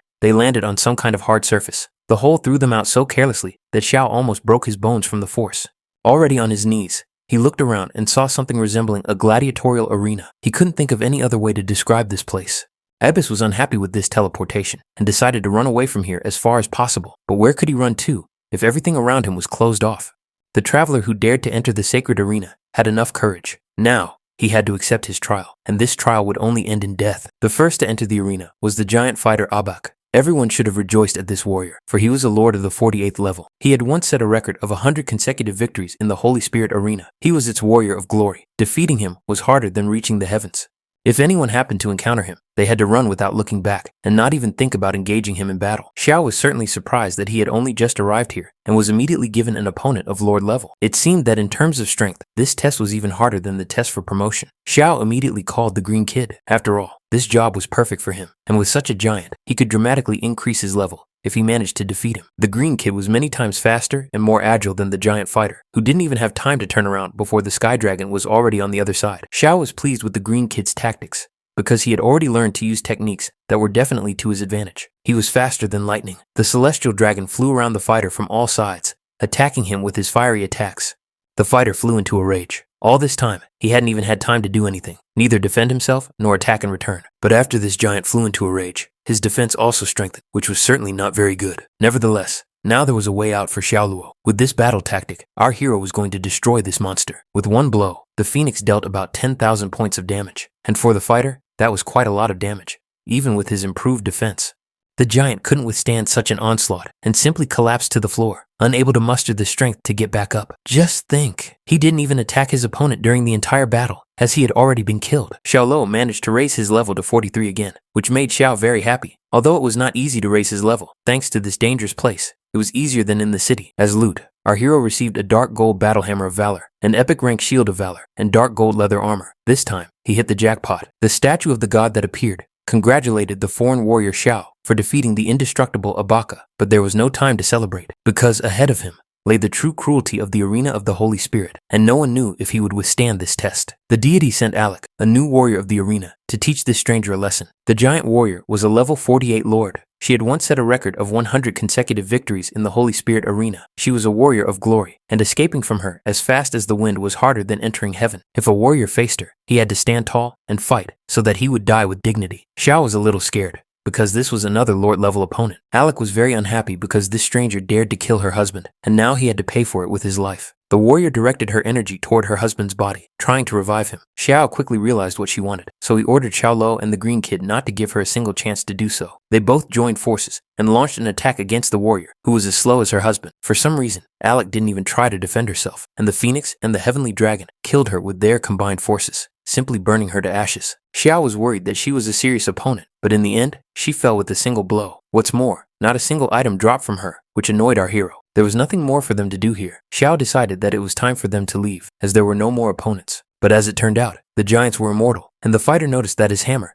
and some other important items were missing. Probably, his wife had managed to revive him. Of course, Xiao was not very happy about this, because he would have to waste his energy again to kill this bastard. Abai, oddly enough, noticed that this stranger had killed his wife, for which he was already preparing to destroy Xiao. As they say, blood for blood. But our hero wasn't really interested in this family drama. He just wanted Xiao and the green kid to quickly take out this couple and tear them apart. Of course, there was no need to wait. They happily set to work, launching a fiery attack. Xiao was lucky today, because he got some loot again. It was an epic level dagger of swiftness and light armor, made of dark gold, all of which belonged to Alec. The items were not identified, of course, but in our hero's opinion, they looked very good. After all, they were epic weapons. The power and will of our hero were recognized by the Holy Spirit, the deity said. Now, the path to ascension would open before him. Now, the Holy Spirit of the apocalypse was to appear at the command of the deity. Another giant began to emerge from under the floor, and Xiao kept wondering what this strange mechanism was. After all, he had never encountered anything like it before. When the giant was completely in the arena, there was a concrete surface under his feet, from one of the holes of which a green plate protruded, just like in that room. Xiao, unable to shake his habit of picking everything up, naturally took the plate and began to examine it, thinking it was a divine artifact. But a menacing and authoritative voice ordered the stranger to put the object back, as he had no right to touch it. A gray mist began to appear in the arena again, and it became clear that it was all the work of the giant who had appeared before him. The green baby suddenly began to behave strangely, flying from one side to the other, which caused his master to misunderstand him. Then, his loud roar spread throughout the arena, causing a huge vibration. It was the true power of the dragon of the heavens. After that roar, the giant shattered into pieces like some kind of statue, which is probably what it was. Xiao was confused because he didn't fully understand what was happening and why this giant fell apart so easily. Now before him was a desecrated Holy Spirit, a 48th level heavenly dragon. Once upon a time, it guarded the path of ascension here, opening the way, but it was desecrated by an unknown force and lost its true power. Under the influence of this defilement, it changed. This dragon was the shadow of the green baby. Even its characteristics completely matched those of the baby. The dragon promised to show mercy, use its own power, and grant Xiao a painless death. The gray mist grew larger and larger, whereas at first there was none at all. Thus, the damage from the gray mist grew, and Xiao felt it perfectly well. He was no longer the same as he had been on the way to the place. Therefore, the green baby hurried to seal his shadow's ability, so that Xiao would not get worse. But fighting against himself was very difficult. After all, the green kid's trump cards were visible to this deity, and he knew exactly what to do. Yes, the green kid had indeed imposed a ban on magic, but he himself was deprived of it and could not use it. This monster resembled Xiao from Dunhuang, as it looked very similar to the ancient frescoes. Now, it was time for Xiao to teach this bastard a lesson. The monster clearly did not expect Xiao to have a second divine pet. This took him by surprise. After that, the monster stopped laughing and became quiet as a mouse. Xiao now had to destroy it. Using its divine fire, the phoenix launched an attack that the defiled dragon could not defend against, and the green baby finished the attack by cutting open its body. These insignificant humans dared to insult a deity. Yes, he died in this body, but he promised to return. The dragon's body shattered into tiny pieces like trash, but his words echoed that he would meet this mortal again. The brave warrior from another world was thanked for banishing the Sekhmet and liberating the sacred arena. The day would come when, if he was lucky, he would meet the Holy Spirit and gain the right to embark on the path of ascension. And that key now belonged to Xiao. Only those who conquered the sacred arena were worthy of receiving the Holy Spirit's guide. With it, Xiao had the right to walk the path of ascension. But, unfortunately, the Holy Spirits had long been lost in the river of time, and whether he would find them depended solely on luck. Since our hero had completed the trial of the sacred arena, the teleportation was activated. In addition, after this task, Xiao had a new hidden task. Would he be able to cope with it? Dolores and her friends discovered that the gray fog had become even more frightening, and its density had increased significantly. The sorceress suddenly wondered what the boy was doing there. The warriors assumed that he might have poisoned himself to death, but Dolores was sure that this bastard had a life stronger than a cockroach. But the longer they talked, the more they noticed that the fog was gradually disappearing and dissipating. Before Sister Dolores left, Xiao hurriedly called out to her to wait for him. She was absolutely certain that this bastard was definitely not dead, and sure enough, there he was, standing in front of her. The sister understood that he had done something to the fog, and Xiao told her that he had seen the statue of the deity, broken it, and the fog had dissipated. But this short story shocked Dolores. How dare he break the statue of the deity? It was very bold, and the sister even offered to buy him a coffin with a hinged lid or a sliding lid, whichever he preferred. And yet, no matter how you look at it, Xiao had eliminated the source of the gray mist. It could be said that he had helped Dolores get rid of it, and how was she going to thank him now? In fact, he had also helped the Supreme Temple. Maybe he deserved at least some commission, or bonus, or a book on advanced skills, for example. But Dolores took these hints as if he wanted to profit from someone else's misfortune again. Since her sister had things to do, she had to return to the city and report, and then she could talk to Xiao. Had she really decided to run away? But the news that the gray mist had left the city spread quickly. People rejoiced and thanked the heavens. Now they didn't have to run anywhere, and they could return home. And someone in the shadows reasoned that the divinity was indeed very dense. And if he could absorb this divinity, he would definitely be able to break his chains. The thought of this filled him with anticipation. It was time for him to stretch his legs too, so the dragon didn't wait any longer and smashed the sculpture that was holding him back. The guard was worried that Sekhmet was going to turn away from his duties again. Sekhmet was as foolish as Hephaestus. Sooner or later, the world would perish because of them. The arena of the Holy Spirit had already been freed. Therefore, this time, he decided to appear in his true form and put everything back in its place. The guard sternly warned Sekhmet not to make any mistakes. If there was even one mistake, he would strip Sekhmet of his divinity. Sekhmet flew away, hoping that he would surely be able to devour that unknown man. He dreamed of breaking his chains and making Xiao pay for his audacity. Xiao returned to the residence of Shuyu City, where he was greeted with words of gratitude and respect for saving the city. After inquiring about Aisha, Xiao learned that she was fine thanks to him. Not only her, but all the others infected with the gray mist had also recovered. Rumors that the great hero who had destroyed the source of the gray mist had appeared here spread quickly. Of course, the city governor was also curious to see him. In fact, it was the lady who introduced the Honorable Ye Xiao to the city governor. He immediately gained the mayor's favor and was given the title of Shui Yue's friend. It was not for nothing that he was called the one who destroyed the gray mist. The mayor sensed Xiao's greatness. Out of interest, the mayor decided to talk to Xiao and began to argue that the current incident with the gray mist was indeed connected with the gods. Xiao confirmed his guesses, but admitted that he himself had not yet figured out much of it, so he could not say anything for sure. The Lord gave Ye Xiao his personal communication token. If our hero ever needed help, he could feel free to contact the city governor. Ye Xiao gratefully accepted the communication token, as it was a very important item and a significant gesture. It would have been foolish to refuse. To become the city's mayor, one had to be at least 100th level. Such a connection was indeed very valuable. But there were still many people in the city who needed to be accommodated, so the city governor was forced to leave Ye Xiao. However, it was also time for our hero to go, so they agreed to stay in touch.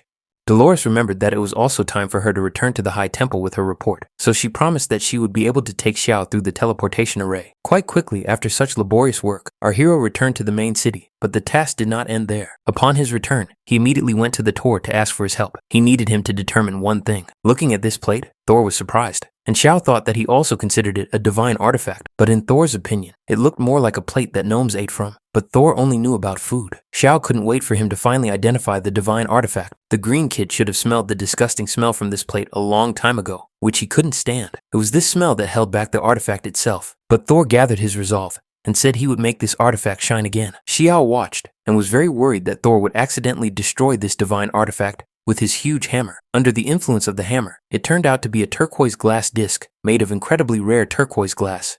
There was only one such specimen in the world. The material was of the highest quality, warm and durable, absolutely indestructible, and outwardly similar to a fruit plate. It could be used for fruit, but it was intended for storing special items. Only the turquoise glass disc was capable of withstanding the power of a holy slash. Xiao thought about it, because the level of holy destruction was several steps higher than disasters. He had only heard about such things in legends. Therefore, he decided that this disc could be hidden for now. When a suitable complete artifact was found, they would test it. In the meantime, Xiao had to leave, but before he did, he asked Thor to help him identify the new equipment in his spare time. Ibis noticed that Xiao had finally almost reached level 50, and now, he was about to face another test for promotion. But to do that, he needed to find a place where he could level up quickly. Fortunately, our hero knew a great place for that. That place was a stone wasteland. There were many poisonous scorpions everywhere. Old Ibis thought Xiao had gone mad when he decided to come and farm in an area above level 50. If the level 50 poisonous desert scorpion spotted him, Xiao would be toast. But he didn't really care, at least because he had a green baby that could resist everything and protect him. And he was right, because the green baby had advanced skills and could easily destroy enemies with its fire attacks. Nevertheless, Xiao thought that the green baby was slow today, so he decided to let Xiao Luo go ahead. The phoenix's attack was much more powerful. Fire was his element, and when he used it, he caused huge fires. These massive attacks were simply incredible in our hero's opinion. One attack was enough to destroy many monsters.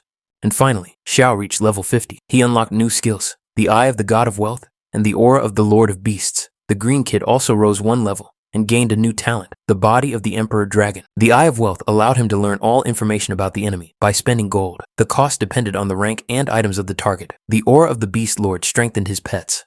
Now, our hero was almost immune to any counter skills, just as befitted the lord of a mythical class. The preparation was complete, and now it was time to go on a trial. Everyone returned to the main city of Fene. Ebis wondered why they were going to the city governor. In the entire empire of the dragon and the phoenix, there were only 5 world temples for passing the 50th level, and the nearest one was through the portal to the capital. Therefore, without the help of the city governor, there was simply no way to proceed. But, unfortunately, the portal to the capital had been destroyed during the anomalous invasion, which our hero had completely forgotten about. Yalan secretly shared that there were rumors that Lady Cheryl had her own secret portal. Xiao smiled to himself, because he was very well acquainted with her. Surely she wouldn't refuse his request. Cheryl was very happy when she found out that Xiao had visited her. If he hadn't come for a long time, the lady would have put out a search warrant for him. Xiao, as always, was impressed and did not forget to add a touch of flirtation. How could one not flirt with such a beautiful lady? But he didn't drag it out for long and explained that he needed help. He urgently needed to get to the capital. Cheryl understood perfectly well that he wanted to use her teleport, and she did not refuse, even though the teleport had not been used for a long time.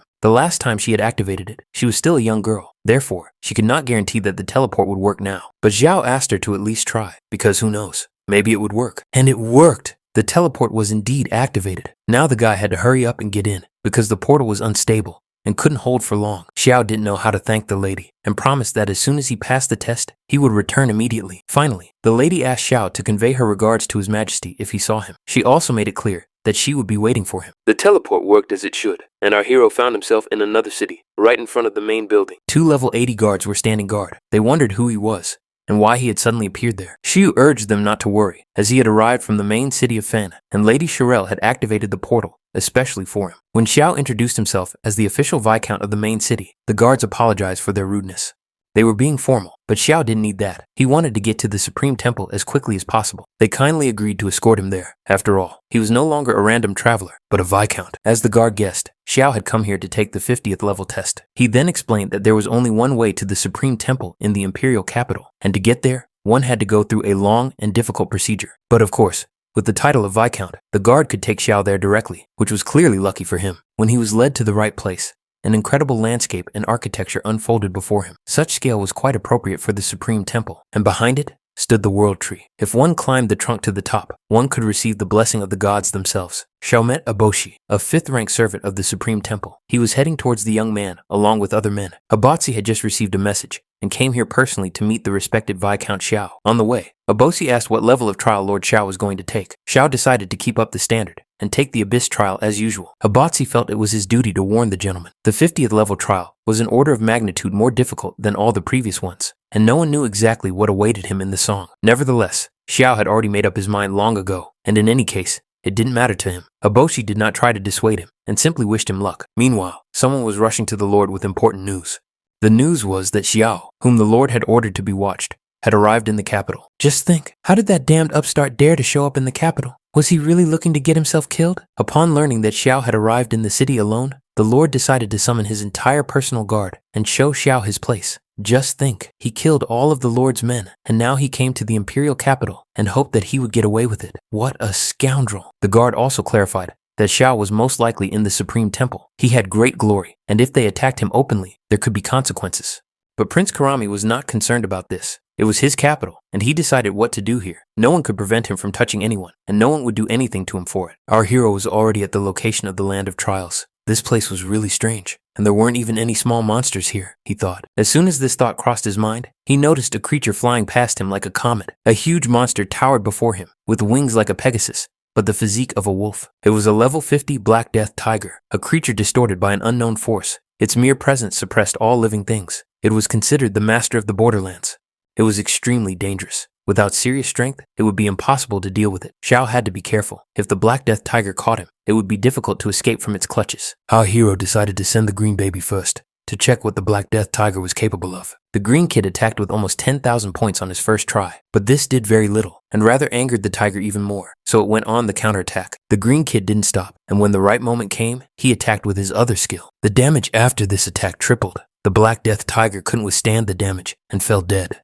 Xiao couldn't wait to see what items had dropped. There was one item of ethical rank, made of dark gold. Xiao found a broken fang sword and a black darkness ring, but they all needed to be identified. After such a loot, there was no stopping. Xiao wanted to continue, and, together with the green kid, look deeper into the trial. In the Supreme Building, everyone gathered around the all-seeing sphere to catch a glimpse of the Black Death tiger, for it was clearly at least a lord level. Many couldn't believe their eyes that they had actually seen the defeated tiger. How strong was Mr. Ye Xiao? Of course, this was an abyss-level trial, and the lords couldn't watch calmly without emotion. But one of the elders urged them to just watch calmly. After all, the abyss trial for the 50th level was not just any lord. Xiao had already started on the second boss. From the elder's perspective, everything was happening at breakneck speed. Even bosses like these couldn't stop our hero. Who was he? A reincarnated god. One of them thought that even in his prime, he would have been inferior to Xiao in strength. But to the others, it sounded like a joke. If you retreat all the way, you might as well live your life that way. Further on, they discovered the paw of some giant beast. They had no idea what kind of beast it was. After all, the level of the abyss was inaccessible to them. A moment later, the entire image on the all-seeing sphere suddenly disappeared. It wasn't that something had happened to the sphere, it was that the power was too strong, and the sphere simply couldn't withstand it. The elders were indignant because they had all gathered here to watch Xiao and the abyss, and their only access to it had been taken away. During his time in the abyss, Xiao had come to one conclusion. The trial of the abyss was truly not for the weak. Would Ye Xiao be able to handle it? The previous two bosses were at the monarch level, and the final boss would most likely be at the immortal level. Our hero considered it his duty to fight him. In that case, Ebisu asked to be locked up in the animal enclosure, or left waiting at the entrance. So much did he not want to die. But just think, if Xiao died, all his debts would fall on Ebisu's shoulders. As soon as Xiao entered, the system warned him that he had entered a deadly zone, and he immediately left the area. He was eager to see who was there, and who he would have to fight. As he had guessed, standing before him was an immortal level monster. But what would happen next? How would he defeat an immortal level monster? The characteristics of the abyss intruder were terrifying. Its skills were completely hidden and impossible to scan. Xiao decided to try out his new skill, the Eye of Wealth. After activating this skill, the gold flew away like water. More than 40,000 gold coins were spent. The boss had too many skills. Invasion power, desecrated soul defense, abyss wave, sacred abyss shield, abyss ashes. All of these were unique and defensive skills. For example, the first skill was that when the invader dealt damage to all enemies within a radius of 100 meters, it was equal to 200% of the spirit. Each of these skills made the abyss invader immortal. Anyone who set foot in the forbidden lands turned to ashes, as the abyss invader kept saying. This time, our hero decided not to mess around and immediately summoned both of his pets to attack the abyssal invader together. The attack was immediate. The celestial dragon and the phoenix decided to start attacking with fire, which was usually a surefire option, but the abyssal invader easily dodged the attack without any effort. Xiao began to get nervous, because this was not going his way. This boss was not one of those giants who couldn't even turn around. After the green kid and Xiao Lo finished their attack, the abyss invader decided to be polite and respond with his own attack. Xiao was on pins and needles, constantly giving commands to his beasts. He was very worried that one of his beasts would get hurt, which had never happened before. But unfortunately, with the increase in level, the problems and risks also increased. The green kid was unable to avoid the attack. He suffered damage of about 10,000, but the response was not long in coming. Regrouping, Xiao Lo and the green baby attacked the invader of the abyss, inflicting 3 times as much damage on him. So far, everything was going well, and the boss was under a magic ban. While under this effect, he would be unable to cast spells. The beast continued to attack the boss. Before that, he had been completely calm, but now he was angry and did not hold back from making bold statements, saying that he would turn them into bloody slime. The situation was bad, because the boss was launching an ultimate attack. Our hero had to think critically and do something. His pets were now under the dome and couldn't do anything. Everything now depended on Xiao, so he decided to use one of his items that had already saved his life once before. That item was the Horn of Rage of the God of Destruction. In theory, it should have dealt 100% damage.